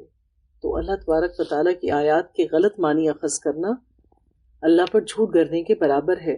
وَيَعْبُدُونَ مِن دُونِ اللَّهِ مَا لَا يَضُرُّهُمْ وَلَا يَنفَعُهُمْ وَيَقُولُونَ هَؤُلَاءِ شُفَعَاؤُنَا عِندَ اللَّهِ، یہ لوگ اللہ کے سوا ان کی پرستش کر رہے ہیں جو ان کو نہ نقصان پہنچا سکتے ہیں نہ نفع، اور یہ کہتے ہیں کہ اللہ کے ہاں ہمارے سفارشی ہیں۔ اے نبی ان سے کہو کیا تم اللہ کو اس کی بات کی خبر دیتے ہو جسے وہ نہ آسمانوں میں جانتا ہے نہ زمین میں؟ یعنی اللہ نے ایسا حکم کسی کو کہا ہی نہیں، کسی کو یہ اختیار اللہ نے دیا ہی نہیں کہ کوئی سفارش کر سکے گا اپنی مرضی سے، یا کوئی سفارشی اللہ نے دنیا میں بھیجے ہوں، اور تم یہ باتیں بتا رہے ہو۔ یعنی یہ منکرین مشرکین جو اپنے الہہ بنائے ہوئے تھے ان کے بارے میں کہتے ہیں ہم تو ان کے پر اس لیے چڑھاوے چڑھاتے ہیں کہ یہ ہماری سفارش کریں گے۔ تو اللہ تعالیٰ کریں گے مجھے وہ بات بتاتے ہیں میرے بارے میں جو میں نے کہی نہیں ہے۔ یعنی اللہ نے سفارش کا حق دیا ہوتا تو اللہ کو پتا ہونا، اور اللہ ہی کی باتیں یہ اللہ کو بتا رہے ہیں جس کا حق صرف اللہ کو ہے۔ اللہ فرماتے ہیں پاک ہے اور وہ بالا تر ہے اس شرک سے جو یہ لوگ کر رہے ہیں۔ وَمَا كَانَ النَّاسُ إِلَّا أُمَّةٌ وَاحِدَةٌ فَاخْتَلَفُوا ابتدائے دنیا میں انسان سارے ایک ہی امت تھے، بعد میں انہوں نے مختلف عقیدے اور مسلک بنا لیے۔ حضرت نوح علیہ السلام سے پہلے کوئی شرک نہیں تھا، سب توحید پر ہی عمل کرنے والے تھے، اور اگر تیرے رب کی طرف سے پہلے ہی ایک بات طے نہ کر لی گئی ہوتی تو یہ بات تو اللہ تعالیٰ نے تقدیر میں لکھی کہ یہ سب کچھ ہونا ہی ہے، تو پھر حالات اسی طرف چلے گئے، تو جس چیز میں وہ باہم اختلاف کر رہے ہیں اس کا فیصلہ کر دیا جاتا۔ اور یہ جو لوگ کہتے ہیں کہ اس نبی پر اس کے رب کی طرف سے کوئی نشانی کیوں نہیں آئی، یعنی کوئی معجزہ نبی پاک کو کیوں نہیں دیا گیا، تو ان سے کہو غیب کا مالک و مختار تو اللہ ہی ہے، اچھا انتظار کرو، میں بھی تمہارے ساتھ انتظار کر رہا ہوں۔ فَقُلْ إِنَّمَا الْغَيْبُ لِلَّهِ فَانْتَظِرُوا، تم بھی انتظار کرو اور میں بھی تمہارے ساتھ انتظار کرنے والوں میں ہوں۔ وَإِذَا أَذَقْنَا النَّاسَ رَحْمَةً مِّن بَعْدِ ضَرَّاءٍ مَسَّتْهُمْ إِذَا لَهُم مَّكْرٌ فِي آيَاتِنَا، لوگوں کا حال یہ ہے کہ مصیبت کے بعد جب ہم ان کو رحمت کا مزہ چکھاتے ہیں تو فوراً ہی وہ ہماری نشانیوں کے معاملے میں چال بازیاں شروع کر دیتے ہیں، یعنی اللہ کسی سے کوئی مشکل پریشانی دور کرتے ہیں تو وہ اس کا کریڈٹ دوسروں کو دینا شروع کر دیتے ہیں۔ اللہ اپنی چال میں تم سے زیادہ بہتر ہے اور تیز ہے، اس کے فرشتے تمہاری سب مکاریوں کو قلم بند کر رہے ہیں، اکراماً کاتبین تمہارے ایک ایک عمل کو تمہاری نیتوں سمیت لکھ رہے ہیں۔ وہ اللہ ہی ہے جو تم کو خشکی اور تری میں چلاتا ہے۔ ایک بار صحابہ کرام نے پوچھا کہ اللہ کے نبی، اعمال تو یہ فرشتے دیکھ رہے ہیں پر یہ نیتوں کے ساتھ لکھ رہے ہیں تو یہ نیتیں کیسے دیکھتے ہیں؟ اندر کا بھید تو صرف اللہ جانتا ہے۔ آپ نے فرمایا کہ جب کوئی شخص نیکی کرتا ہے تو نیکی کے بھی درجات ہیں، ایک خوشبو نکلتی ہے اس کے اندر سے، تو اس کی انٹینسٹی، اس کی کوالٹی بتاتی ہے کہ یہ عمل کتنے اخلاص سے کیا گیا۔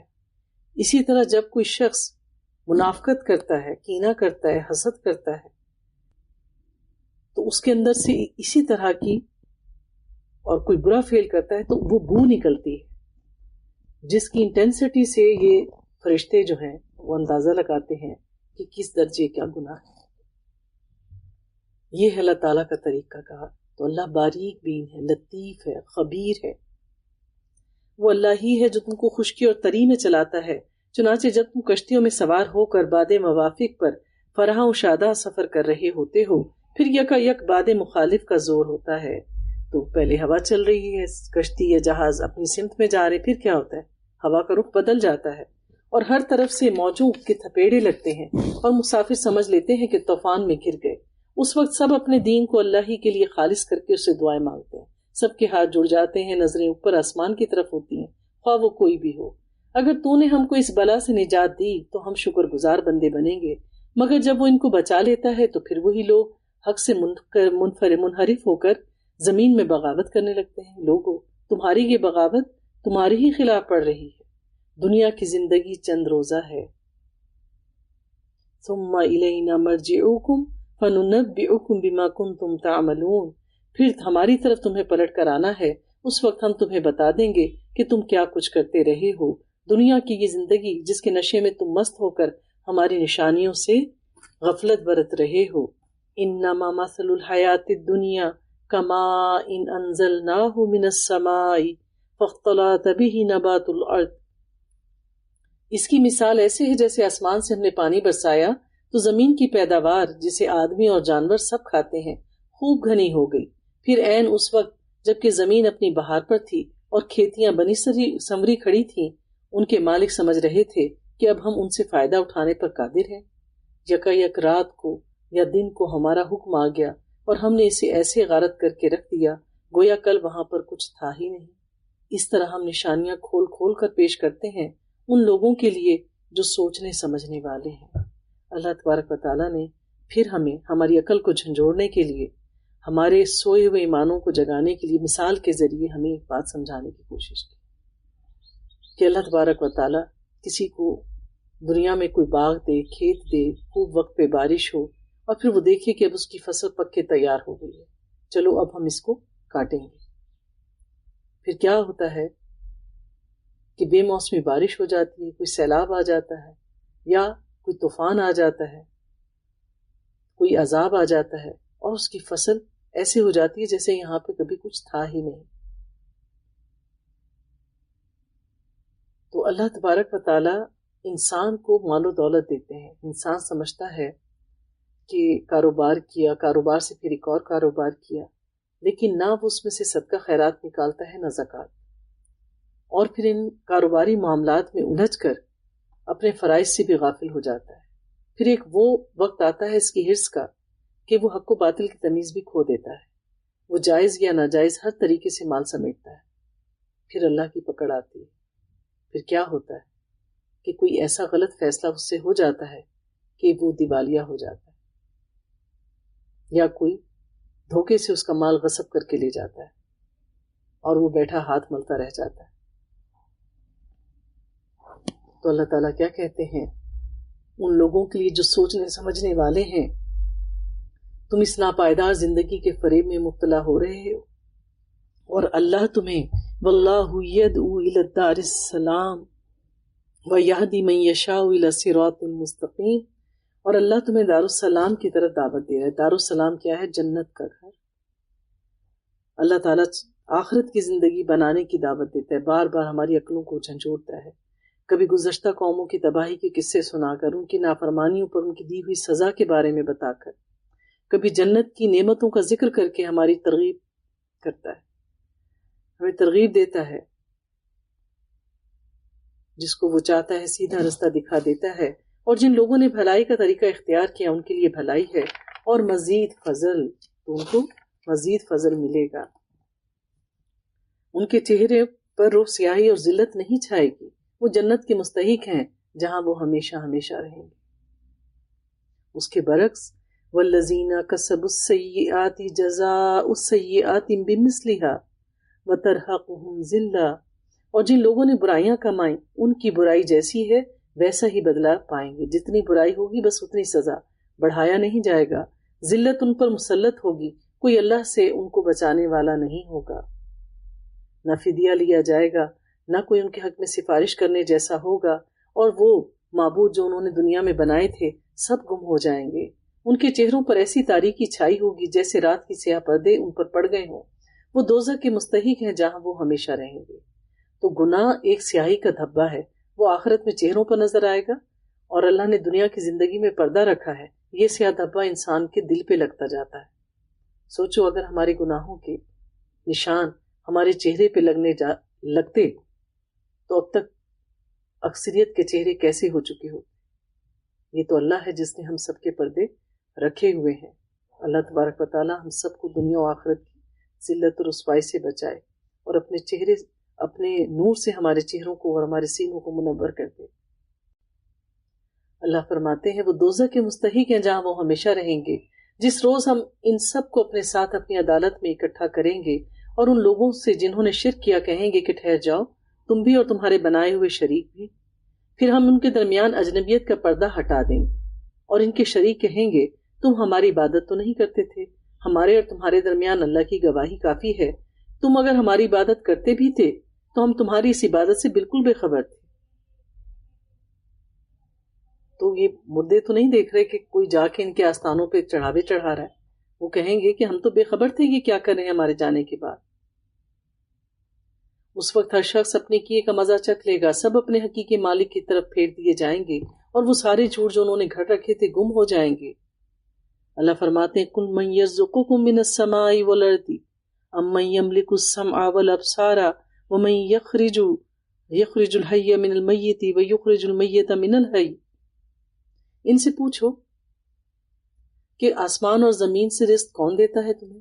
یہ سماعت، یہ بنائی کی قوتیں کس کے اختیار میں ہیں؟ کون بے جان میں سے جاندار کو اور جاندار میں سے بے جان کو نکالتا ہے؟ کون اس نظم عالم کی تدبیر کر رہا ہے؟ وہ ضرور کہیں گے کہ اللہ. کہو پھر تم کس حقیقت کی طرف چلنے سے پرہیز کرتے ہو؟ یعنی تم ہر چیز کے لیے کہتے ہو آسمان سے بارش اللہ برساتا ہے، موت اللہ دیتا ہے، زندگی اللہ دیتا ہے، یہ سارا نظام اللہ چلا رہا ہے، تو پھر تم اللہ کے چھوڑ کر دوسروں کے آگے کیوں جھکتے ہو؟ تب تو یہی اللہ تمہارا حقیقی رب ہے. پھر حق کے بعد گمراہی کے سوا اور کیا باقی رہ گیا؟ آخر تم کدھر پھرائے جا رہے ہو؟ اے نبی، اس طرح نافرمانی اختیار کرنے والوں پر تمہارے رب کی بات صادق آ گئی کہ وہ مان کر نہیں دیں گے. یعنی یہ اپنی ہر دھرمی اور تکبر کی وجہ سے اگر یہ دین حق کی طرف نہیں آ رہے تو اللہ ان کے دلوں پر پکی مہر لگا دیں گے، نہ ان کو کوئی اچھی بات کبھی سنائی دے گی، اور نہ یہ کبھی اچھائی کی طرف پلٹائے جائیں گے۔ ان سے پوچھو تمہارے ٹھہرائے ہوئے شریکوں میں کوئی ہے جو تخلیق کی ابتدا بھی کرتا ہو اور پھر اس کا اعادہ بھی کرتا ہو؟ کہ اللہ تبارک و تعالیٰ تو پیدا کرتا ہے اور پھر اس کا اعادہ بھی کرے گا۔ ہمیں پیدا کیا، ہمیں موت دے گا اور پھر ہمیں دوبارہ زندہ کرے گا۔ قُلْ هَلْ مِن شُرَكَائِكُم مَّن يَهْدِي إِلَى الْحَقِّ، ان سے پوچھو کہ تمہارے ٹھہرائے ہوئے شریکوں میں کوئی ایسا ہے جو حق کی طرف رہنمائی کرتا ہو کہ تم کچھ غلط کر رہے ہو اور وہ تمہیں کہے کہ یہ غلط ہے، ذرا یہ چیز صحیح کر دو۔ کہو وہ صرف اللہ ہے جو حق کی طرف رہنمائی کرتا ہے۔ پھر بھلا بتاؤ جو حق کی طرف رہنمائی کرتا ہے وہ اس کا زیادہ مستحق ہے کہ اس کی پیروی کی جائے، اس کی بات مانی جائے، یا وہ جو خود راہ نہیں پاتا، یعنی اس کو خود نہیں پتا، نہ وہ سنتا ہے، نہ دیکھتا ہے، نہ بولتا ہے، الا یہ کہ اس کی رہنمائی کی جائے۔ آخر تمہیں کیا ہو گیا ہے؟ کیسے الٹے الٹے فیصلے کرتے ہو؟ وَمَا يَتَّبِعُ أَكْثَرُهُمْ إِلَّا الظَّنَّ، حقیقت یہ ہے کہ اکثر لوگ محض قیاس اور گمان کے پیچھے چلے جا رہے ہیں، حالانکہ گمان حق کی ضرورت کو کچھ بھی پورا نہیں کرتا۔ یعنی انہوں نے خود ہی بت بنائے ہیں، خود ہی ان کے نام رکھے ہیں، خود ہی اوصاف جو چاہے ان کے ساتھ جوڑ دیے کہ یہ ہمارا بت ہے جو ہمیں اولاد دیتا ہے، یہ ہمیں رزق دیتا ہے، یہ بارش برساتا ہے، خود ہی بنا کے خود ہی ان کے نام رکھ لیے۔ تو اللہ تعالیٰ کیا کہتے ہیں کہ یہ ان کی قیاس آرائیاں ہیں، ان کے خود ساختہ بنائے ہوئے گمان ہیں۔ جو کچھ یہ کر رہے ہیں اللہ اس کو خوب جانتا ہے۔ وَمَا كَانَ هَٰذَا الْقُرْآنُ أَن يُفْتَرَىٰ مِن دُونِ اللَّهِ وَلَٰكِن تَصْدِيقَ الَّذِي بَيْنَ يَدَيْهِ، اور قرآن وہ چیز نہیں جو اللہ کی وحی و تعلیم کے بغیر تصنیف کر لیا جائے، بلکہ یہ تو جو کچھ پہلے آ چکا ہے اس کی تصدیق کرتا ہے اور اس کتاب کی تفصیل بیان کرتا ہے۔ اس میں کوئی شک نہیں کہ یہ فرما روائے کائنات کی طرف سے ہے، اس میں شک نہ رکھو۔ ذَلِكَ الْكِتَابُ لَا رَيْبَ فِيهِ، کیا یہ لوگ کہتے ہیں کہ پیغمبر نے اسے خود تصنیف کر لیا؟ کہو اگر تم اپنے اس الزام میں سچے ہو تو ایک صورت اس جیسی گھڑ کے لے کر آؤ، اور ایک خدا کو چھوڑ کر جس کو بلا سکتے ہو مدد کے لیے بلا لو۔ اصل یہ ہے کہ جو چیز ان کے علم کی گرفت میں نہیں آئی اور جس کا مال بھی ان کے سامنے نہیں آیا، اس کو انہوں نے خواہ مخواہ اٹکل پچو جھٹلا دیا، یعنی انہوں نے بات سنی نہیں، اس پر غور نہیں کیا، کان نہیں لگائے، اس کے معنی نہیں سمجھے، اس پر غور نہیں کیا، اور بس بغیر کسی تدبیر کے، بغیر سوچے بصیرت سے کام لیے بس انکار کر دیا کہ ہم اس پر ایمان نہیں لاتے، ہم تو سمجھتے ہیں کہ یہ جھوٹا ہے اور یہ آپ نے کھڑا ہے۔ تو کسی بھی چیز پر عمل کرنے کے لیے، اس کے درمیان حق و باطل کا فیصلہ کرنے کے لیے اس کو سننا پڑتا ہے۔ اگر کسی جج نے بھی کسی معاملے کا صحیح فیصلہ کرنا ہو تو وہ دونوں طرف کے مدعیوں کا کیا کرے گا؟ دونوں طرف کی پارٹیز کی بات کو پورا سنے گا، اس کو تولے گا، پرکھے گا، سوچے گا، دلائل دیکھے گا، غور و غوض کرے گا، شواہد دیکھے گا، پھر وہ کہیں صحیح فیصلہ کرنے کے قابل ہوتا ہے۔ تو اللہ تعالیٰ کہہ رہے ہیں انہوں نے نہ اس کو سنا، نہ سمجھا، نہ غور کیا، نہ پرکھا، نہ کوئی دلیل دی، نہ دلیل مانگی۔ تو اللہ تعالیٰ کہتے ہیں ان سے پہلے کے لوگ بھی جھٹلا چکے ہیں، پھر دیکھ لو ان لوگوں کے ظالموں کا کیا انجام ہوا۔ اب بھی اگر کچھ لوگوں کو کہو کہ یہ اعمال آپ نہ کریں، یہ چیزیں یا یہ رویہ جو ہے یہ بدعت ہے، تو اتنی نخوت سے انکار کرتے ہیں کہ نہیں ہمارے گھروں میں تو یہ سب کچھ پہلے سے چل رہا ہے، اب کیا کریں، جو ہوتا رہا ہے وہ تو ہم نے کرنا ہی ہے نا، پھر تو ورنہ تو مسئلہ ہو جائے گا۔ پھر دیکھ لو ان ظالموں کا کیا انجام ہوا، ان میں سے کچھ لوگ ایمان لائیں گے اور کچھ نہیں لائیں گے، اور تیرا رب ان مفسدوں کو خوب جانتا ہے۔ اگر یہ تجھے جھٹلاتے ہیں تو کہہ دے کہ میرا عمل میرے لیے اور تمہارا عمل تمہارے لیے۔ انتم بریئون مما عملوا وانا بریء مما تعملون، جو کچھ میں کرتا ہوں اس کی ذمہ داری سے تم بری ہو، اور جو کچھ تم کر رہے ہو اس کی ذمہ داری سے میں بری ہوں۔ ان میں سے بہت سے لوگ ہیں جو تیری باتیں سنتے ہیں، مگر کیا تو بہروں کو سنائے گا، خواہ وہ کچھ نہ سمجھتے ہوں۔ ان میں سے بہت سے لوگ ہیں جو تجھے دیکھتے ہیں، مگر کیا تو اندھوں کو راہ بتائے گا۔ تو نبی پاک صلی اللہ علیہ وآلہ وسلم سے کہا جا رہا ہے کہ یہاں جو لوگ آتے ہیں آپ کو لگتا ہے کہ یہ سن رہے ہیں، آپ کو دیکھ رہے ہیں، لیکن نہ ان کے کان آپ کی بات پر لگے ہوتے ہیں، نہ آنکھیں آپ کی طرف ہوتی ہیں، یہ تو اپنے ذہن میں کچھ اور ہی گھڑ رہے ہوتے ہیں، کچھ اور ہی سوچ رہے ہوتے ہیں۔ حقیقت یہ ہے کہ اللہ ان لوگوں پر ظلم نہیں کرتا، لوگ خود ہی اپنے اوپر ظلم کرنے والے ہیں۔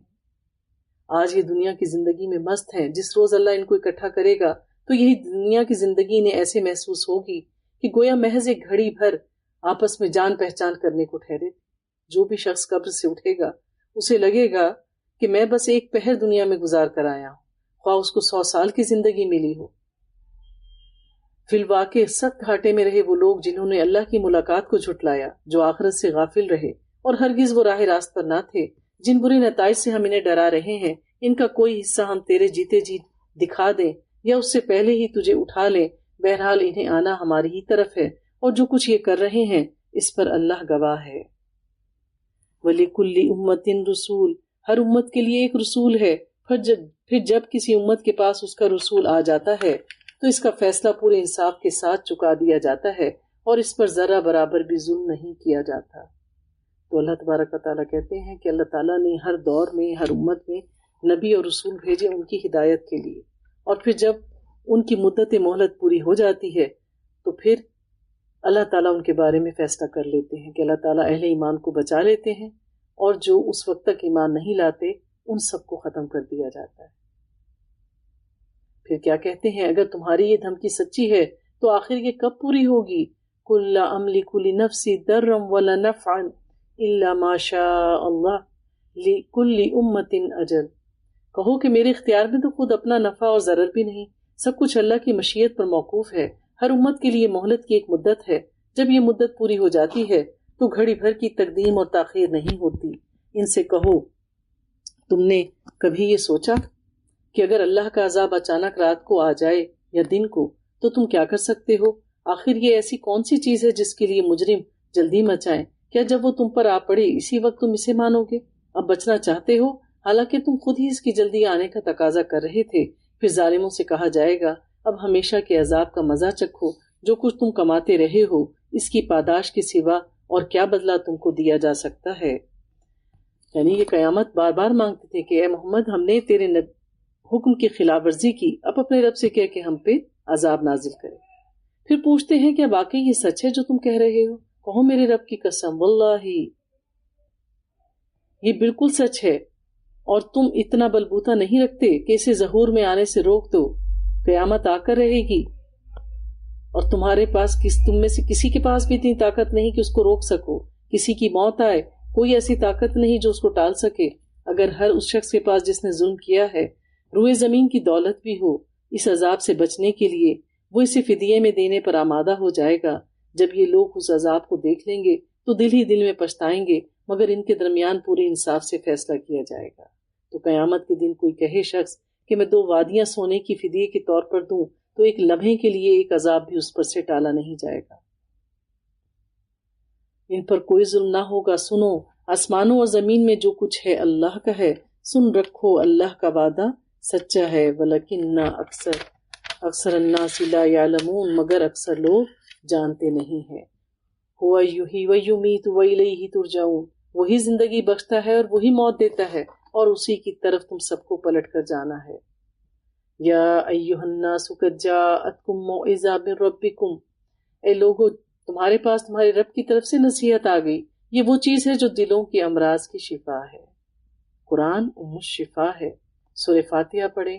کسی کو کوئی تکلیف ہے، مرض ہے، اگر کسی جگہ تکلیف ہے تو اس جگہ دایاں ہاتھ رکھیں اور 7 بار اول و آخر درود شریف کے ساتھ 7 بار سورہ فاتحہ پڑھیں، اللہ کے اذن سے شفا ملتی ہے۔ اللہ کہہ رہے ہیں۔ اسی طرح پورا کا پورا قرآن شفا ہے، اس کے معنی و مطالب پہ غور کریں اور اپنی تکلیف کے مطابق اس میں سے آیت اٹھائیں، دم کریں، اللہ کے اذن سے شفا ملے گی، اور جو اسے قبول کر لیں ان کے لیے رہنمائی اور رحمت ہے۔ اے نبی، تو شفا بھی ہے اور رحمت بھی ہے، رہنمائی بھی ہے۔ It's a complete code of life. اے نبی کہو، قل بفضل اللہ ورحمتہ فبذلک فلیفرحوا وہو خیر مما یجمعون۔ اے نبی ان سے کہو یہ اللہ کا فضل اور اس کی مہربانی ہے، یہ چیز اس نے بھیجی، اس پر تو لوگوں کو خوشی منانی چاہیے۔ یہ ان سب چیزوں سے بہتر ہے جنہیں لوگ سمیٹ رہے ہیں۔ جس کو اللہ دین کا علم دے دے تو سمجھ لو اس کو خیر کثیر دے دی، اس سے بڑھ کر کوئی نعمت نہیں ہے۔ اے نبی ان سے کہو، تم لوگوں نے کبھی یہ بھی سوچا ہے کہ جو رزق اللہ نے تمہارے لیے اتارا تھا اس میں سے تم نے خود ہی کسی کو حرام اور کسی کو حلال ٹھہرا لیا؟ ان سے پوچھو، اللہ نے تم کو اس کی اجازت دی تھی یا تم نے یہ اللہ پر بات خود گھڑ لی؟ وَمَا ظَنَّ الَّذِينَ يَفْتَرُونَ عَلَى اللَّهِ الْكَذِبَ یوم القیامہ ان اللہ لذو فضل علی الناس ولکن اکثرہم لا یشکرون. جو لوگ اللہ پر جھوٹ باندھتے ہیں ان کا کیا گمان ہے کہ قیامت کے روز ان سے کیا معاملہ ہوگا. اللہ تو لوگوں پر مہربانی کی نظر رکھتا ہے مگر اکثر انسان ایسے ہیں جو شکر نہیں کرتے. تو جھوٹ بولنے والے یا جھوٹ گھڑنے والے کو پتا ہوتا ہے جو کچھ وہ کہہ رہا ہے. بعض اوقات سامنے والے تو سمجھتے ہیں کہ جو یہ کہہ رہے ہیں شاید وہ سچ ہو، لیکن جھوٹے کو اپنے جھوٹ کا خوب پتا ہوتا ہے. قیامت کے دن 3 نیکوکار لوگوں کے جو گروہ ہوں گے وہ آئیں گے. اللہ پوچھیں گے کہ تم نے نیک عمل کیوں کیے؟ ایک کہے گا اس لیے کہ ہم جنت میں جائیں، ہمیں نعمتیں ملیں. دوسرا کہے گا دوزخ سے بچ جائیں کیونکہ وہ بہت بڑا عذاب ہے، ہم نے اس لیے نیک عمل کیے. اور تیسرے کہیں گے اے اللہ تیری محبت میں عبادت کی راتوں کو جاگے صرف تیری قربت اور محبت پانے کے لیے. اللہ ان کو اپنا دیدار کروائیں گے. نہیں، بے شک انسان برائیوں سے بچتا ہے دوزخ کے خوف سے، نیکی کرتا ہے جنت کو پانے کے لیے. اور سب سے بڑی نعمت جو مومنین کو ملے گی وہ ہے اللہ کا دیدار. تو اللہ سے ملنے کی چاہت اتنی زیادہ ہو کہ بندہ نیکی پہ نیکی کرتا چلا جائے. اے نبی تم جس حال میں بھی ہوتے ہو اور قرآن میں جو کچھ بھی سناتے ہو اور لوگ جو تم بھی کچھ کرتے ہو ان سب کے دوران میں ہم تم کو دیکھتے رہتے ہیں. تو انسان جو کچھ بھی کر رہا ہوتا ہے اللہ تعالیٰ اس کو خوب دیکھنے والا ہے. کوئی ذرہ برابر چیز آسمان اور زمین میں ایسی نہیں ہے، نہ چھوٹی نہ بڑی، جو تیرے رب کی نظر سے پوشیدہ ہو اور ایک صاف دفتر میں درج نہ ہو. سنو جو اللہ کے دوست ہیں، جو ایمان لائے ہیں اور جنہوں نے تقویٰ کا رویہ اختیار کیا، ان کے لیے کسی خوف اور رنج کا موقع نہیں ہے. لہم البشری فی الحیات الدنیا وفی الآخرہ، دنیا اور آخرت دونوں کی زندگیوں میں ان کے لیے بشارت ہی بشارت ہے. لا تبدیل لکلمات اللہ ذالک هو الفوز العظیم. اللہ کی باتیں بدل نہیں سکتی، یہی بڑی کامیابی ہے. اگر اللہ نے کہہ دیا کہ یہ عمال کرو گے تو اللہ کی اعلیٰ جنتوں کو پاؤ گے تو ایسا ہی ہوگا. اللہ اپنے وعدے کے خلاف نہیں کرتا. اے نبی جو باتیں یہ لوگ تجھ پر بناتے ہیں وہ تجھے رنجیدہ نہ کریں. عزت ساری کی ساری تیرے خدا کے اختیار میں ہے اور وہ سب کچھ سنتا اور جانتا ہے. آگاہ رہو آسمانوں کے بسنے والے ہوں یا زمین کے سب اللہ کی مملوک ہیں. اور جو لوگ اللہ کے سوا کچھ اپنے خود ساختہ شریکوں کو پکار رہے ہیں وہ نرے وہم اور گمان کے پیروکار ہیں اور محض قیاس آرائیاں کرتے ہیں.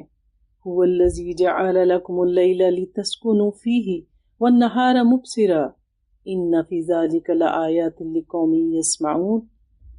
وہ اللہ ہی ہے جس نے تمہارے لیے رات بنائی کہ اس میں سکون حاصل کرو اور دن کو روشن بنایا، اور اس میں نشانیاں ان لوگوں کے لیے ہیں جو کھلے کانوں سے پیغمبر کی دعوت کو سنتے ہیں.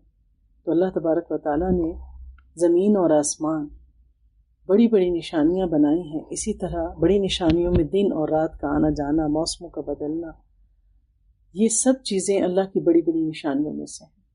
تو اللہ نے رات کس لیے بنائی ہے؟ تاکہ سکون پاؤ، اور دن کو روشن بنایا تاکہ اپنے معاش کا سامان پیدا کرو.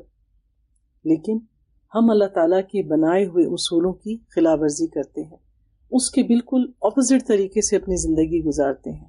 پھر ہماری زندگیاں اسی طرح بے چین اور بے رنگ ہو جاتی ہیں. نہ ہماری راتوں میں پھر سکون رہتا ہے اور نہ ہماری دن کی زندگی میں کوئی خوشی کی رمق دکھائی دیتی ہے.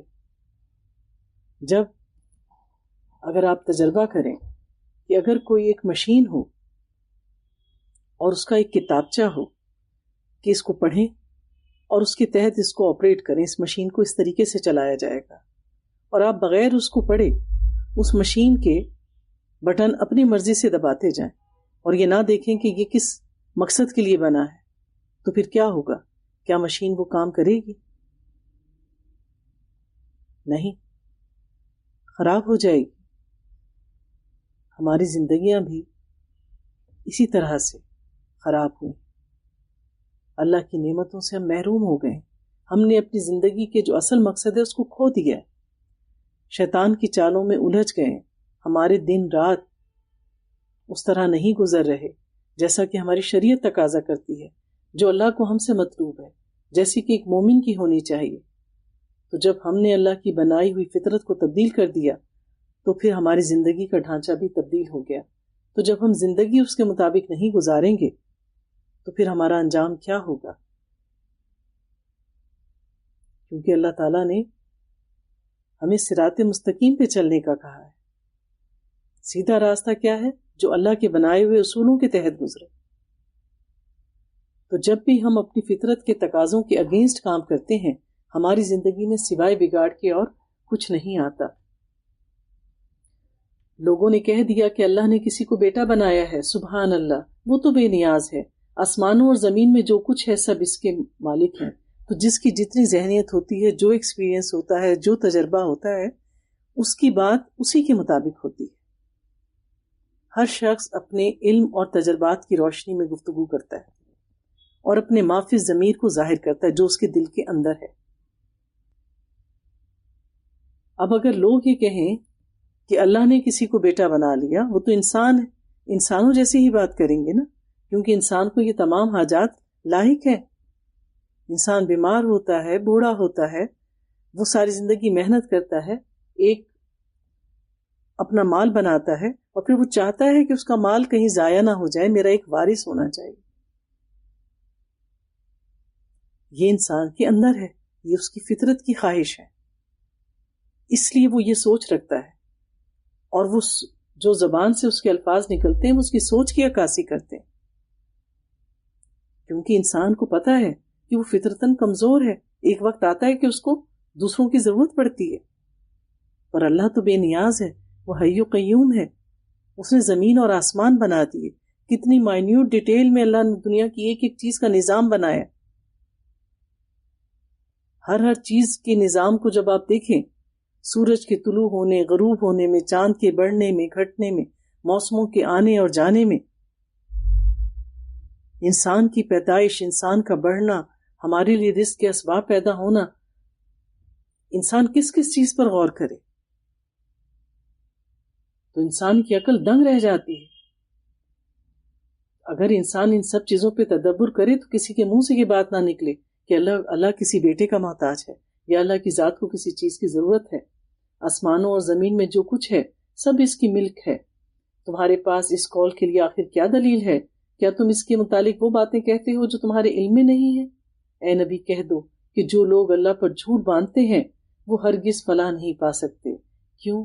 ایک تو یہ کہ وہ ایمان نہیں لا رہے، گناہ کر رہے ہیں، اللہ کا بیٹا کسی کو بنا رہے ہیں، اللہ کے برابر کسی کو ٹھہرا رہے ہیں، اور پھر یہ کہنا کہ یہ اس کا بیٹا ہے، یہ ایسے ہی ہے جیسے کسی کو خدا نہ خواستہ گالی دی، کسی پہ بہتان باندھا. تو ان کا جرم کیا ہے؟ ایک تو یہ کہ وہ توحید پر ایمان نہیں لاتے، دوسرا اللہ پہ بہتان باندھتے ہیں. تو کیسے فلاح پائیں گے؟ متاع فی الدنیا ثم الینا مرجعہم ثم نذیقہم العذاب الشدید بما کانوا یکفرون. دنیا کی چند روزہ زندگی میں مزے کر لیں، پھر ہماری طرف ان کو پلٹنا ہے، پھر ہم اس کفر کے بدلے جس کا وہ ارتکاب کر رہے ہیں ان کو سخت عذاب کا مزہ چکھائیں گے. جب بھی دنیا کی بات آتی ہے کہ چند روزہ زندگی مزے کر لیں، چند روزہ زندگی مزے کر لیں، تو دنیا کی زندگی آخرت کے مقابلے میں چند روزہ ہی ہے. کیوں اللہ بار بار یہ حقیقت ہماری آنکھوں کے سامنے دہراتی ہے؟ کیونکہ جب ہم اس دنیا سے متعلق اپنی کسی چیز کی پلاننگ کرتے ہیں تو ہم ایسے کرتے ہیں کہ ابداً لمبی لمبی پلاننگ ہے، 10 سال کی، 20 سال کی بات سوچتے ہیں. انسان ایک لمحے کو نہیں سوچتا کہ یہ چیز جس کے لیے میں اتنی جان مار رہا ہوں یا کیا کیا کر رہا ہوں، پتہ نہیں یہ میرے ساتھ کتنے دن ہے، کب میرا مقررہ وقت پورا ہو جائے اور میں چلا جاؤں. ان کو نوح کا قصہ سناؤ. اس وقت کا قصہ جب اس نے اپنی قوم سے کہا کہ اے برادران قوم، اگر میرا تمہارے درمیان رہنا اور اللہ کی آیات سنا کر تمہیں غفلت سے بیدار کرنا تمہارے لیے ناقابل برداشت ہو گیا ہے 950 سال کے بعد، تو میرا بھروسہ اللہ پر ہے. تم اپنے ٹھہرائے ہوئے شریکوں کے ساتھ لے کر ایک متفقہ فیصلہ کر لو، اور جو منصوبہ تمہارے پیش نظر ہو، جو کچھ تم سوچو مل کر، اس کو خوب سوچ سمجھ کر اچھی طرح سے سمجھ لو تاکہ اس کا کوئی پہلو تمہاری نگاہ سے پوشیدہ نہ رہے. پھر میرے خلاف اس کو عمل میں لے آؤ اور مجھے ہرگز مہلت نہ دو. فَإِن تَوَلَّيْتُ فَمَا سَأَلْتُكُم مِّنْ أَجْرٍ إِنْ أَجْرِيَ إِلَّا عَلَى اللَّهِ. تو کیا کہا کہ تم نے میری نصیحت سے اگر منہ موڑا تو میرا کیا نقصان، میں تم سے کسی اجر کا طلبگار تو نہیں تھا، میرا اجر تو اللہ کے ذمے ہے، اور مجھے حکم دیا گیا ہے خواہ کوئی مانے یا نہ مانے میں خود مسلم بن کر رہوں۔ تو سب سے پہلے کیا کہ میں ایمان لاؤں، پھر یہ کیا اس پر عمل کروں اور دوسروں کو اس کی طرف دعوت دوں۔ کوئی عمل کر لے تو اس کے لیے، اور عمل نہیں کرتا تو جس نے دعوت دی اس کا عمل تو ضائع نہیں ہوگا۔ تو لوگوں کا رویہ کیسا ہی ہو، لوگ اس پر عمل کریں یا نہ کریں، خواہ آپ کی تحقیر کریں، لیکن اللہ کے دین کے داعی نے اپنا کام کرنا ہے کہ اس کا کام پورا ہو گیا، اور یہ کہ لوگوں کو اللہ کی راہ پہ لانے کے لیے ان کے ساتھ آپ نے کمپرومائز نہیں کرنا، کہ آپ پہلے ان کے غلط طور طریقے اپنائیں اور پھر ان کو دین کی طرف لے کر آئیں۔ یہ طریقہ نہیں تھا نبی کا۔ نبی پاک صلی اللہ علیہ وآلہ وسلم اپنے عمل پر قائم رہے کہ اگر تم میرے اللہ کی عبادت نہیں کرتے تو تم کیا سمجھتے ہو میں تمہارے بتوں کی عبادت کروں گا؟ لا اعبد ما تعبدون ولا انتم عابدون ما اعبد لکم دینکم ولی دین، تمہارے لیے تمہارا دین، میرے لیے میرا دین۔ تو اپنا راستہ ہمیشہ سیدھا رکھیں اور یکسوئی سے اللہ کی عبادت کریں، اور ساتھ ساتھ امر بالمعروف اور نہی عن المنکر کریں، لوگوں کا رویہ خواہ جیسا بھی ہو۔ انہوں نے اسے جھٹلایا اور نتیجہ یہ ہوا کہ ہم نے اسے اور ان لوگوں کو جو اس کے ساتھ کشتی میں تھے بچا لیا، اور انہی کو زمین میں جان نشین بنایا، اور ان سب لوگوں کو غرق کر دیا جنہوں نے ہماری آیات کو جھٹلایا تھا۔ تو اللہ کی سنت تبدیل نہیں ہوتی، جو ایمان نہیں لاتے وقت مقررہ تک اللہ تبارک و تعالیٰ ان سب کو صفائے ہستی سے مٹا دیتے ہیں۔ ثم بعثنا من بعدهم موسى وهارون الى فرعون وملئه بآیاتنا، پھر نوح کے بعد ہم نے مختلف پیغمبروں کو، پھر اس کے بعد ہم نے موسیٰ اور ہارون کو اپنی نشانیوں کے ساتھ فرعون اور اس کے سرداروں کی طرف بھیجا، مگر انہوں نے اپنی بڑائی کا گھمنڈ کیا اور وہ مجرم لوگ تھے۔ بس ہمارے پاس سے حق میں ان کے سامنے آیا تو انہوں نے کہہ دیا کہ یہ تو کھلا جادو ہے، اور موسیٰ نے کہا تم حق کو یہ کہتے ہو جبکہ وہ تمہارے سامنے آ گیا، کیا یہ جادو ہے؟ حالانکہ جادوگر فلاح نہیں پایا کرتے۔ لا یفلح الساحرون، کسی پر اگر جادو کا تھوڑا آپ کو شائبہ ہو کہ اس پہ جادو ہے، اثر ہے، جس کی نشانیاں ہمیں پتہ چلتی ہیں جو بتائی جاتی ہیں مختلف احادیث کے ذریعے بھی، تو اگر آپ اس کی بھی تسبیح کریں لا یفلح الساحر، لا یفلح الساحرون، لا یفلح الساحرون، تو اللہ کے اذن سے اس کا جادو اثر نہیں کرتا، یا اثر ہو تو وہ زائل ہونا شروع ہو جاتا ہے۔ انہوں نے جواب میں کہا کیا تو اس لیے آیا ہے کہ ہمیں اس طریقے سے پھیر دے جس پر ہم نے اپنے باپ دادا کو پایا ہے، اور زمین میں بڑائی تو تم دونوں کی قائم ہو جائے، یعنی تم چاہتے ہو کہ ہمیں یہاں سے نکال دو اور یہاں تم اپنی حکومت سنبھال لو۔ تو اکثر لوگوں کا یہ خیال ہوتا ہے کہ کوئی دین کا داعی اس لیے بنتا ہے کہ اس کو لوگ پروٹوکول دیں، جیسے کہ نبی پاک صلی اللہ علیہ وآلہ وسلم کو کہا گیا کہ یہ تو یتیم ہے، سردار نہیں ہے، اس کا کوئی بیٹا نہیں ہے، یہ چاہتا ہے کہ ہم اس کو عزت دیں، اس کی بات بیٹھ کر سنیں۔ اور یہ بھی ایک حقیقت ہے کہ اگر کسی گھر میں، خاندان میں کوئی دین کا علم سیکھے اور وہ لوگوں کی تربیت کرنا چاہے تو دوسرے لوگ تو پھر بھی بات سن لیتے ہیں، اس کے اپنے ہی اس کی قدر نہیں کرتے، کیونکہ وہ اس کو وہ اہمیت دینے کے لیے تیار ہی نہیں ہوتے، وہ ذہنی اور دلی طور پر اس بات پر آمادہ ہوتے ہی نہیں کہ اس نے کچھ ہم سے بہتر کیا ہے۔ اور یہ رویہ ہمیشہ سے انبیاء علیہ السلام کے ساتھ بھی رہا، اور جتنے بھی لوگ دین کے ساتھ جڑتے ہیں اگر وہ معاشی طور پر اتنے مستحکم نہیں ہیں تو لوگ عموماً اس کو اسی کرائیٹیریا میں لیتے ہیں اور ان کی نیت پر شک کرتے ہیں۔ تو اللہ تعالیٰ فرماتے ہیں اور فرعون نے اپنے آدمیوں سے کہا کہ ہر ماہر فن جادوگر کو میرے پاس حاضر کرو۔ فلما جاء السحرة قال لهم موسى القوا ما انتم ملقون، جب جادوگر آ گئے تو موسیٰ نے ان سے کہا جو کچھ تم پھینکنا چاہتے ہو پھینکو۔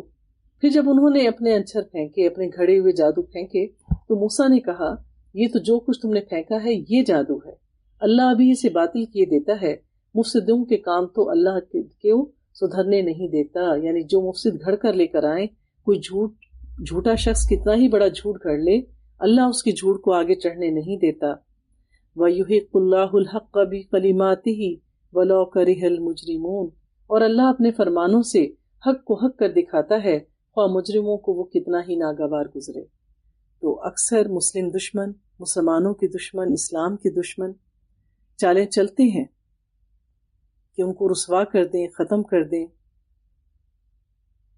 اور مسلمانوں کی ساکھ جو ہے وہ متاثر ہو۔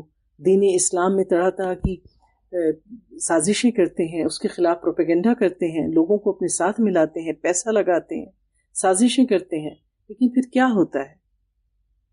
پھر حالات بدلتے ہیں۔ اللہ تبارک و تعالیٰ ایسے حالات کو تبدیل کرتے ہیں کہ لوگ بجائے ان باتوں سے کہ وہ دین اسلام سے نفرت کرتے، جوک در جوک لوگ دین اسلام میں داخل ہونے لگ جاتے ہیں۔ ان کی چالیں اللہ تبارک و تعالیٰ انہی پر الٹ دیتے ہیں۔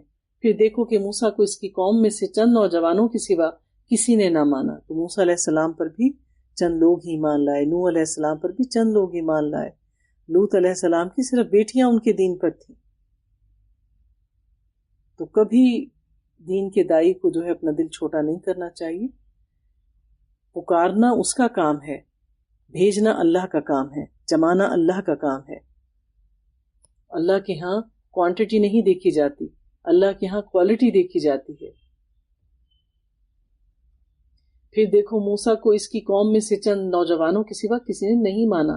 فرعون کے ڈر سے وہ خود اپنی قوم کے سربراہ آوردہ لوگوں کے ڈر سے، جنہیں خوف تھا کہ فرعون ان کو عذاب میں مبتلا کرے گا، اور واقعہ یہ ہے کہ فرعون زمین میں غلبہ رکھتا تھا، اور وہ ان لوگوں میں سے تھا جو کسی حد پر رکتے نہیں تھے، انتہائی ظالم تھا، بہت بہت زیادہ عبرتناک سزائیں دیا کرتا تھا، اس لیے لوگ ڈرتے تھے۔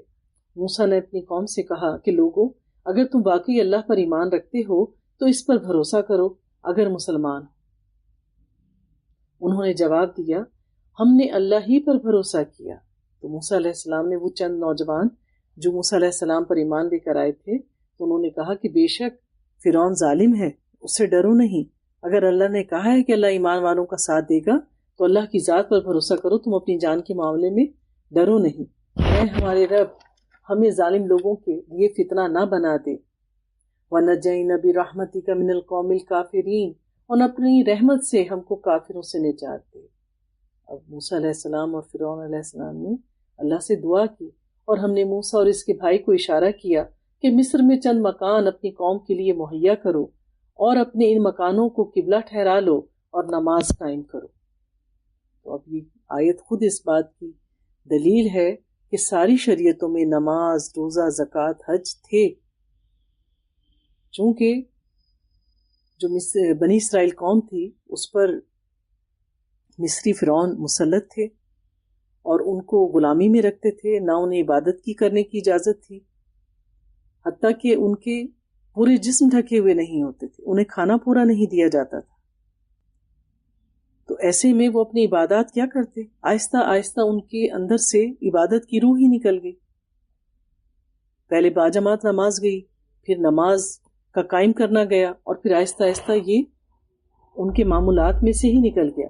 اس لیے اللہ تبارک و تعالیٰ نے موسیٰ علیہ السلام کو حکم دیا کہ چونکہ وہاں کوئی مسجد نہیں، کوئی اکٹھے ہونے کی جگہ نہیں، تو لہٰذا چند مکان منتخب کر لو، اور جو لوگ ایمان لے کر آئے ہیں انہیں بتا دو کہ یہ جگہ ہے، اور اس وقت میں یہاں پر نماز ادا کی جائے گی، تاکہ سب اکٹھے ہو کر باجماعت نماز ادا کریں۔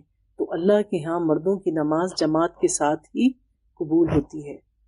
تو اس لیے ہمیں کوشش کرنی چاہیے کہ جتنے مرد حضرات ہیں کہ ان کو زیادہ سے زیادہ اس بات کی ترغیب دیں کہ وہ اپنی بیشتر نمازیں جو ہیں وہ مسجد میں ہی جا کر ادا کریں۔ باقی اللہ کے ذمہ ہے کہ اللہ کس کو قبول کرتا ہے اور کس کو نہیں۔ اور اہل ایمان کو بشارت دے دو۔ تو موسیٰ علیہ السلام نے دعا کی، اے ہمارے رب، تو نے فرعون اور اس کے سرداروں کو دنیا کی زندگی میں زینت اور اموال سے نواز رکھا ہے۔ اے رب، کیا یہ اس لیے ہے کہ وہ لوگوں کو تیری راہ سے بھٹکائیں؟ یعنی ان کو دیکھ کے لوگ گمراہ ہوتے ہیں کہ یہ اللہ پر ایمان نہیں لاتے، پھر بھی عیش و عشرت کی زندگی گزار رہے ہیں، اور اگر ہم ایمان لائیں گے تو ہماری کیا زندگی میں تبدیلی آئے گی؟ ربنا اطمس علی اموالہم واشدد علی قلوبہم فلا یؤمنوا حتی یروا العذاب العلیم۔ اے رب، ان کے مال غارت کر دے، ان کے دلوں میں ایسی مہر کر دے کہ ایمان نہ لائیں جب کہ دردناک عذاب نہ دیکھیں، یعنی ان کو اب ایمان کی توفیق ہی نہ دے۔ اور پھر وہی ہوا کہ جب فرعون غرق ہونے لگا اور اس نے موت کے فرشتے دیکھے تو اس نے کہا کہ میں اب ایمان لاتا ہوں موسیٰ اور ہارون کے رب پر۔ تو اللہ نے فیصلہ سنا دیا کہ جب موت کے فرشتے نظر آ جائیں تو ایمان لانے والوں کا ایمان قبول نہیں کیا جاتا۔ تو توبہ کے دروازے کھلے ہیں، لیکن اس وقت سے پہلے پہلے یا تو قیامت نازل ہو جائے یا کسی شخص کو اپنی موت کے فرشتے دکھائی دیں۔ تو یہاں پر جو نماز کے بارے میں حکم دیا گیا ہے، جب حالات سازگار نہ ہوں تو باجماعت نماز گھروں میں بھی قائم کی جا سکتی ہے۔ یہ اس کی دلیل ہے ہمارے پاس۔ اللہ تبارک و تعالیٰ فرماتے ہیں، اللہ نے جواب دیا تم دونوں کی دعا قبول کی گئی، انبیاء کی دعائیں رد نہیں ہوتی۔ ثابت قدم رہو اور ان لوگوں کے طریقے کی ہرگز پیروی نہ کرو جو علم نہیں رکھتے۔ اور ہم بنی اسرائیل کو سمندر سے گزار لے گئے، پھر فرعون اور اس کے لشکر ظلم اور زیادتی کی غرض سے ان کے پیچھے چلے، پیچھے پیچھے لشکر آئے۔ اور وہ اللہ تبارک تعالیٰ قرآن میں کیا کہتے ہیں کہ وہ اپنی خوابگاہوں سے، باغوں سے، محلوں سے اللہ نے ان کو نکال دیا کہ سب اکٹھے ہو جاؤ اور کسی طریقے سے موسیٰ کو اور اس کی قوم کو یہاں سے جانے نہ دو، تو سب کے سب نکل پڑے۔ اللہ فرماتے ہیں حتیٰ کہ جب فرعون ڈوبنے لگا تو بول اٹھا، میں نے مان لیا کہ خداوند حقیقی اس کے سوا کوئی نہیں ہے جس پر بنی اسرائیل ایمان لائے، اور میں بھی سر اطاعت جھکا دینے والوں میں سے ہوں۔ جواب دیا گیا اب ایمان لاتا ہے، حالانکہ اس سے پہلے تو نافرمانی کرتا رہا اور فساد کرنے والوں میں سے تھا، اب تو ہم صرف تیری لاش ہی کو بچائیں گے۔ پہلے اس کو لشکر سمیت ڈبو دیا گیا، بہت سی صدیاں گزریں اور اس کی لاش جو تھی وہ سمندر کی تہ میں مدفن رہی، اور پھر اللہ تبارک و تعالیٰ نے اس کو نکال کے باہر ساحل پہ پھینک دیا، اور آج مصر کے عجائب گھر میں ایک چھوٹے سے تابوت میں موجود ہے جو خدائی کا دعویٰ کرتا تھا۔ اللہ تبارک و تعالیٰ نے ایسے تمام لوگوں کو جو خدائی کا دعویٰ کرتے تھے نشان عبرت بنا دیا دنیا کے لیے۔ خدا تو وہ ہے جو اپنے عرش پہ مستوی ہے، کیا یہ خدا کہلانے کے قابل ہیں جو ایک تابوت میں انتہائی بوسیدہ شکل میں بند ہوئے پڑے ہیں، جنہیں لوگ ٹکٹ خرید کے جا جا کر دیکھتے ہیں، تاکہ تو بعد کی نسلوں کے لیے نشان عبرت بنے۔ اگرچہ بہت سے انسان ایسے ہیں جو ہماری نشانیوں سے غفلت برتتے ہیں، جاتے تو ہیں ایسی جگہوں پر لیکن ان سے عبرت حاصل نہیں کرتے کہ کوئی شخص اگر کسی انجام کو پہنچا تو اس کی وجہ کیا تھی۔ وَلَقَدْ بَوَّأْنَا بَنِي إِسْرَائِيلَ مُبَوَّأَ صِدْقٍ وَرَزَقْنَاهُمْ مِنَ الطَّيِّبَاتِ، ہم نے بنی اسرائیل کو بہت اچھا ٹھکانہ دیا اور نہایت عمدہ وسائل زندگی انہیں عطا کیے، پھر انہوں نے باہم اختلاف نہیں کیا مگر اس وقت جب کہ علم ان کے پاس آ چکا تھا۔ تو اللہ تعالیٰ نے ان کو رہنے کے لیے فلسطین جیسی زمین دی، عمدہ پہلے من و سلوہ اتارا، اور پھر زندگی کی بے شمار آسائشیں انہیں دی، انہیں زندگی لوگوں کی امامت کے لیے چنا، اور جب اللہ نے ان کو شریعت کے احکامات دے دیے موسیٰ علیہ السلام کے ذریعے، اور سب کچھ جاننے بوجھنے کے باوجود انہوں نے اپنی شریعت کو بدل ڈالا، یقیناً تیرا رب قیامت کے روز ان کے درمیان اس چیز کا فیصلہ کر دے گا جس میں وہ اختلاف کرتے ہیں۔ اب اگر تجھے اس ہدایت کی طرف سے کچھ بھی شک ہو جو ہم نے تجھ پر نازل کیا ہے تو ان لوگوں سے پوچھ لے جو پہلے سے کتاب پڑھ رہے ہیں، فی الواقع یہ تیرے پاس حق ہی آیا ہے تیرے رب کی طرف سے، لہٰذا تو شک کرنے والوں میں سے نہ ہونا۔ تو یہ بظاہر نبی پاک صلی اللہ علیہ وآلہ وسلم کو مخاطب کر کے آیات کی جا رہی ہیں۔ تو جو لوگ بھی دین کے بارے میں کسی شک میں پڑیں تو ان کو چاہیے ہے کہ وہ اہل کتاب جو صحیح علماء ہیں ان سے پوچھیں، تصدیق کریں، تحقیق کریں۔ بعض اوقات لوگ آپ کی صحیح بات کو اتنی شدت سے جھٹلاتے ہیں کہ انسان خود بھی شک میں پڑ جاتا ہے۔ ایک شخص ہے جس پر ایک خاص رنگ اچھا لگتا ہے، وہ اس رنگ کا لباس پہنتا ہے۔ اب اگر کوئی کہے کہ یہ تو تم پر بالکل جچ نہیں رہا، اور وہی بات بہت سارے لوگ کہہ دیں، تو انسان ایسا ہوگا کہ واقعی شاید یہ مجھ پر اچھا نہیں لگ رہا، مجھے سوٹ نہیں کر رہا۔ تو جب مخالفتیں چاروں طرف سے آتی ہیں تو انسان کے قدم ڈگمگانے لگ جاتے ہیں۔ تو نبی پاک صلی اللہ علیہ وآلہ وسلم سے کہا جا رہا ہے کہ آپ اپنی کتاب کے بارے میں شک میں نہ پڑیں، تو جو اہل کتاب میں سے لوگ ہیں ان سے پوچھ لو، یہ آپ کی کتاب اور آپ کے بارے میں، آپ کی نبوت کے بارے میں ساری باتیں اس میں درج تھیں۔ وَلَا تَكُونَنَّ مِنَ الَّذِينَ كَذَّبُوا بِآيَاتِ اللَّهِ فَتَكُونَ مِنَ الْخَاسِرِينَ، اور ان لوگوں میں سے نہ ہو جنہوں نے اللہ کی آیات کو جھٹلایا ہے، ورنہ تو نقصان اٹھانے والوں میں سے ہوگا۔ حقیقت یہ ہے کہ جن لوگوں پر تیرے رب کا قول سچا ہو گیا، ان کے سامنے خواہ کوئی نشانی آ جائے وہ کبھی ایمان لا کر نہیں دیتے جب تک کہ دردناک عذاب سامنے نہیں آتا۔ تو جو لوگ دنیا کی زندگی میں مگن ہو جاتے ہیں، بار بار مواقع ان کے سامنے آتے ہیں کہ وہ اللہ کے دین کی طرف آ جائیں، اپنا رخ سیدھا کر لیں، اپنی زندگی کے ڈھنگ کو سدھار لیں، لیکن وہ اعراض برتتے ہیں۔ ایسے لوگ موت سے نفرت کرتے ہیں۔ انہیں اگر کہا بھی جائے کہ پھر مرنے کے بعد کیا ہوگا، ابھی تو جینے دو، ابھی سے موت کی باتیں کیوں کر رہے ہیں، تو وہ موت کی بات بھی سننا نہیں چاہتے۔ تو اللہ تبارک و تعالیٰ کہتے ہیں کہ ایسے لوگ تو بس تبھی ایمان لانے کی سوچتے ہیں جب ان کے سامنے یا تو عذاب آ جاتا ہے، یعنی اللہ کے موت کے فرشتے ان کو لینے کے لیے آ جاتے ہیں۔ پھر کیا ایسی کوئی مثال ہے کہ ایک بستی عذاب دیکھ کر ایمان لائی ہو اور اس کا ایمان لانا ان کے لیے نفع بخش ثابت ہوا ہو؟ یونس کی قوم کے سوا اس کی کوئی مثال نہیں ملتی۔ قوم یونس وہ واحد قوم ہے جن پر اللہ تبارک و تعالیٰ نے عذاب نازل کرنے کا فیصلہ کیا، لیکن ان کی بستی والوں نے اللہ سے توبہ ہی اتنے بہترین طریقے سے مانگی کہ اللہ نے اپنا عذاب واپس پلٹ لیا۔ بات یہ ہے کہ انسان اپنا، اقبال نے کہا ہے نا، خدا بندے سے خود پوچھے بتا تیری رضا کیا ہے۔ تو ہر چیز کا ایک ادب ہے، ایک طریقہ ہے۔ تو اللہ سے توبہ بھی صدا سے مانگو کہ اللہ ہر طرح سے آپ کو معاف کر دے۔ تو اللہ کو منانا چاہیے، اللہ سے لاڈ کرنا چاہیے، اللہ سے اصرار کرنا چاہیے۔ جب اللہ کہتا ہے کہ میں 70 ماؤں سے زیادہ پیار کرتا ہوں، تو ہم اپنی ماں سے کیسے بات منواتے ہیں نا؟ ایسے ہی اللہ سے بات کیا کرے، چپ کے لوگوں کی موجودگی میں نہیں، سجدے میں جا کر دعا کرنے کے بعد اللہ سے مناجات کرے، اللہ سے سرگوشیاں کرے۔ اللہ کو اپنے ساتھ سرگوشیاں کرنا پسند ہے، اور اب یہ سرگوشیوں والی راتیں آ رہی ہیں۔ تو اللہ تبارک و تعالیٰ کہتے ہیں کہ یہ مثال تو صرف قوم یونس کے لیے آتی ہے۔ وہ قوم جب ایمان لے آئی تھی تو البتہ ہم نے اس پر دنیا کی زندگی میں رسوائی کا عذاب ٹال دیا تھا، اور اس کو ایک مدت تک زندگی سے بہرہ مند ہونے کا موقع دے دیا تھا۔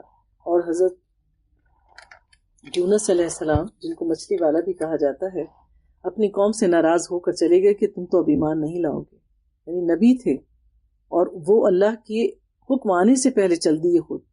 تو اللہ نے کیا کیا؟ ان کو اٹھا کے سمندر میں پھینک دیا، وہاں سے مچھلی کے پیٹ میں چلے گئے۔ تو انبیاء جو ہیں وہ کوئی بھی عمل کریں، کوئی بات کریں، اللہ کے حکم کے تحت ہوتا ہے۔ اللہ کی وحی آنے سے پہلے چل دیے، اس پر اتنی بڑی سزا مل گئی۔ پھر انہوں نے اللہ سے دعا کی اور اللہ نے ان کو نکال کر واپس ساحل پر پھینکا، اور پیچھے سے ان کے لوگوں کی جو دعا تھی اس کو قبول کر لی، آپ کو واپس پلٹایا گیا۔ تو یہ اللہ تعالیٰ کی مشیت کے فیصلے ہیں۔ اگر تیرے رب کی مشیت یہ ہوتی کہ زمین میں سب مومن و فرما روا ہوتے، سارے فرما بردار ہو جاتے، تو سارے اہل زمین میں ایمان لائے ہوئے ہوتے، پھر کیا تو لوگوں کو مجبور کرے گا کہ وہ مومن ہو جائیں؟ کوئی متنفس، کوئی سانس لینے والا اللہ کے اذن کے بغیر ایمان نہیں لا سکتا۔ اس آیت کو کئی بار پڑھیں، اس کو سوچیں۔ کوئی بھی شخص جو زندہ ہے اللہ کے اذن کے بغیر ایمان نہیں لا سکتا، اور اللہ کا طریقہ یہ ہے کہ جو لوگ عقل سے کام نہیں لیتے وہ ان پر گندگی ڈال دیتا ہے۔ جو واعظ و نصیحت پر عمل نہیں کرتے پھر اللہ تعالیٰ ان کو برائیوں میں دھکیل دیتا ہے، اور ایسے ہی برے لوگوں کو ان پر مسلط کر دیتا ہے۔ ان کی صحبت بری ہو جاتی ہے، ان کی پسند ناپسند بری ہو جاتی ہے۔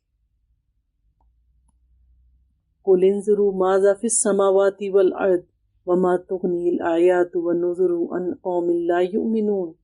ان سے کہو زمین اور آسمانوں میں جو کچھ ہے اسے آنکھیں کھول کر دیکھو، اور جو لوگ ایمان لانا ہی نہیں چاہتے ان کے لیے نشانیاں اور تنبیہیں آخر کیا مفید ہو سکتی ہیں۔ تو اللہ کیا کہتے ہیں؟ زمین اور آسمان کو آنکھیں کھول کر دیکھو۔ یہ اس وقت کے مشرکین کے لیے کہ تم نبی سے نئے نئے معجزات مانگتے ہو؟ کیا تمہیں زمین اور آسمان نظر نہیں آتے؟ آنکھیں کھولو اور دیکھو اور ان چیزوں پر غور کرو، ان کے لیے نشانی اور تنبیہیں آخر کیا مفید ہو سکتی ہیں۔ اب یہ لوگ اس کے سوا اور کس چیز کے منتظر ہیں کہ وہی برے دن دیکھیں جو ان سے پہلے گزرے ہوئے لوگ دیکھ چکے ہیں۔ اگر یہ اپنا رویہ نہیں بدل رہے تو ان کے لیے بھی وہی سزا ہے جو قوم عاد، قوم سمود، قوم لوط کے لیے تھی۔ ان سے کہو اچھا انتظار کرو، میں بھی تمہارے ساتھ انتظار کرتا ہوں، پھر جب ایسا وقت آتا ہے تو ہم اپنے رسولوں کو اور ان لوگوں کو بچا لیتے ہیں جو ایمان لائے ہوں۔ ہمارا یہی طریقہ ہے، ہم پر یہ حق ہے کہ مومنوں کو بچا لیں۔ تو اللہ نے کہا یہ ان کا حق ہے مجھ پر کہ میں ان کی حفاظت کروں۔ قُلْ يَا أَيُّهَا النَّاسُ إِن كُنتُمْ فِي شَكٍّ مِّن دِينِي، اے نبی کہہ دو لوگو اگر تم ابھی تک میرے دین کے متعلق کسی شک میں ہو تو سن لو کہ تم اللہ کے سوا جن کی بندگی کرتے ہو میں ان کی بندگی نہیں کرتا، بلکہ صرف اسی خدا کی بندگی کرتا ہوں جس کے قبضے میں تمہاری موت ہے۔ مجھے حکم دیا گیا ہے کہ میں ایمان لانے والوں میں سے ہوں۔ تو کیا کہا ہے؟ زندہ تو وہ ہو چکے، اللہ نے پیدا کر دیا، موت سے ڈرتے ہیں۔ تو کیا کہا جا رہا ہے کہ میں تو اس کی بندگی کرتا ہوں جس کے قبضے میں تمہاری موت ہے۔ تو موت سے ڈرتے ہو نا، تو موت اللہ کے اذن سے آئے گی، اور جیسے تمہارے اعمال ہوں گے ویسے ہی موت آئے گی۔ وَأَنْ أَقِمْ وَجْهَكَ لِلدِّينِ حَنِيفًا وَلَا تَكُونَنَّ مِنَ الْمُشْرِكِينَ، اور مجھ سے فرمایا گیا ہے کہ یکسو ہو کر اپنے آپ کو ٹھیک ٹھیک اس دین پر قائم کر دے اور ہرگز مشرکوں میں سے نہ ہو، اور اللہ کو چھوڑ کر کسی ایسی ہستی کو نہ پکار جو تجھے فائدہ نہیں پہنچا سکتی اور نہ ہی نقصان، اگر تو ایسا کرے گا تو ظالموں میں سے ہوگا۔ یہ نبی پاک سے کہا جا رہا ہے۔ وَإِن يَمْسَسْكَ اللَّهُ بِضُرٍّ فَلَا كَاشِفَ لَهُ إِلَّا هُوَ، اگر اللہ تجھے کسی مصیبت میں ڈالے تو خود اس کے سوا کوئی نہیں جو اسے مصیبت کو ٹال دے، اور اگر وہ تیرے حق میں کسی بھلائی کا ارادہ کرے تو اس کے فضل کو پھیرنے والا بھی کوئی نہیں ہے۔ جتنی بھی نعمتیں اور رحمتیں ہم تک پہنچتی ہیں، جو بھی فضل ہوتا ہے وہ اللہ کی دین ہے، اللہ کی رضا سے ہوتا ہے، اور جو برائی ہے وہ ہمارے اپنے ہاتھ کی کمائی ہے۔ اگر انسان پر کوئی مصیبت آ جائے اللہ کے سوا اس کو کوئی نہیں ٹال سکتا، اس کے لیے ایک وقت مقرر ہوتا ہے، وہ مشکل اور پریشانی اپنے وقت پر ہی جاتی ہے۔ یہ وہ آزمائش کے وقت ہوتے ہیں جب ہمارا ایمان آزمایا جاتا ہے کہ اب مشکل میں نے ڈال دی، اگر بندہ میرے پہ ایمان لائے گا تو اس کا ایمان متزلزل نہیں ہوگا۔ جب لوگوں پہ کوئی بیماری، کوئی دکھ، کوئی تکلیف آتی ہے، کوئی آزمائش آتی ہے تو پھر کیا ہوتا ہے؟ وہ اللہ کی طرف جھکنے سے پہلے جادوگروں، کاہنوں، فال نکالنے والوں، ایسے لوگوں کے پاس جاتے ہیں۔ اس وقت ایمان آزمایا جاتا ہے کہ میرا بندہ اس پر توکل کرتا ہے کہ مشکل بھی اللہ کی طرف سے ہے، دور کرنے والا بھی اللہ کی ذات ہے، اس کا ایک وقت مقرر ہے، یہ اپنے وقت پر جائے گی۔ اس کا یہ مطلب نہیں کہ کوئی بیماری آ گئی تو آپ اس کا علاج نہ کریں، کہ بیماری اللہ نے دی ہے اپنے وقت پر چلی جائے گی، ایسا نہیں ہے۔ آپ نے اللہ سے دعا کرنی ہے، اس پہ توکل کرنا ہے، اور پھر دنیاوی اسباب اختیار کرنے ہیں۔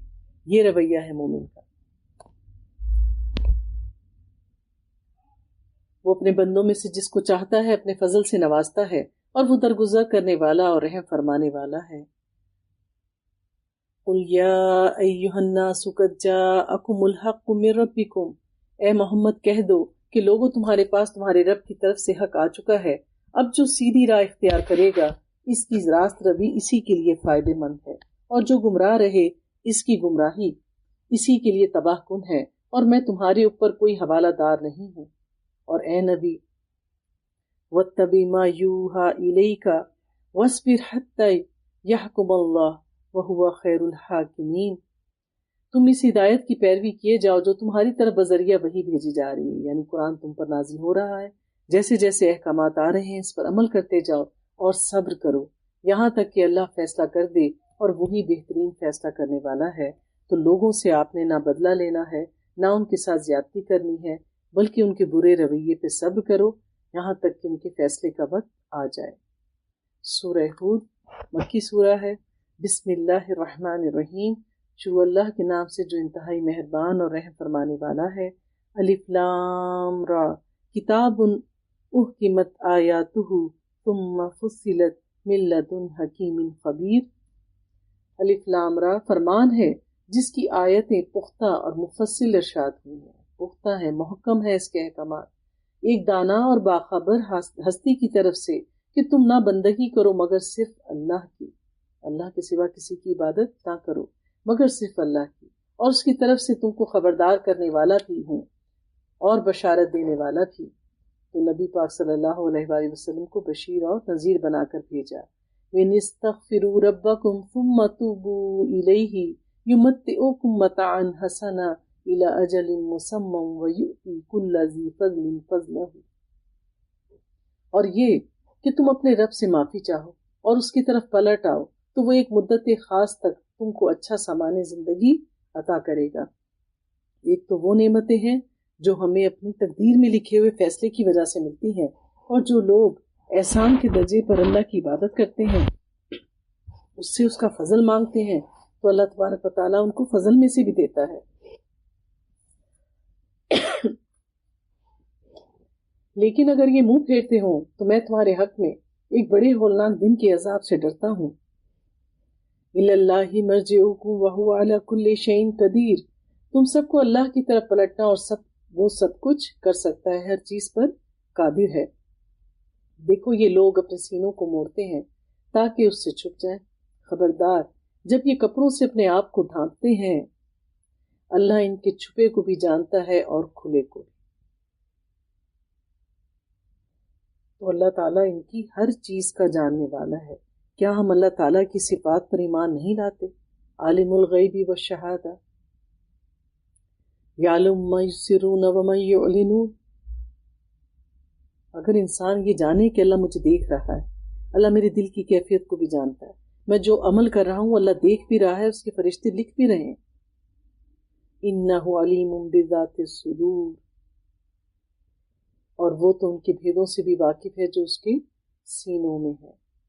تو اللہ تبارک و تعالی انسان کے ہر عمل کو جاننے والا ہے، خواہ دنیا والوں کی نظر سے وہ کتنے ہی پوشیدہ کیوں نہ ہو جائیں۔ نیکی کی توفیق ملنا اللہ کے اذن سے ہوتا ہے، ہر مشکل اللہ کی طرف سے آتی ہے۔ جب مشکل ہم پر پڑے تو ہمیں کیا کہنا چاہیے؟ حسبی اللہ لا الہ الا علیہ توکلت وہو رب العرش العظیم۔ اور جب نیکی کرنے کا سوچیں، کوئی نیکی کا عمل سامنے آئے تو فاستبقوا الخیرات کو دیکھیں کہ ہم نے نیکیوں کو لپک کے لینا ہے، اور ہم نیک عمل کر کے اخلاص کے ساتھ سابقون الاولون کے درجوں کو پہنچ سکتے ہیں۔ اور اسی طرح ہمیں اللہ تعالیٰ کی تقسیم پر کبھی کسی سے حسد نہیں کرنا چاہیے، کسی کی نعمتوں کو دیکھ کے خوش ہوں، اللہ سے دعا کریں کہ اللہ تبارک و تعالیٰ تو ہی اس کو دینے والا ہے، تو مجھے بھی عطا کر سکتا ہے، اس کی نعمت میں برکت دے اور مجھے بھی اپنی فضل سے عطا کر دے۔ اور پھر ہمیں اللہ تبارک و تعالیٰ کی تعلیم دیتے ہیں کہ ہمیں اہل علم کی قدر کرنی چاہیے، علم والوں کی قدر کرنی چاہیے، ان سے سیکھنا چاہیے، ان کی صحبت اختیار کرنے کی کوشش کرنی چاہیے۔ اللہ تبارک و تعالیٰ ہم سب کو دین اسلام کو سمجھنے، اس کے شعار کو اپنانے، اس کو عمل کرنے اور اس کو آگے پہنچانے کی توفیق عطا فرمائے۔ سبحانک اللہم و بحمدک، اشہد ان لا الہ الا انت، استغفرک و اتوب الیک۔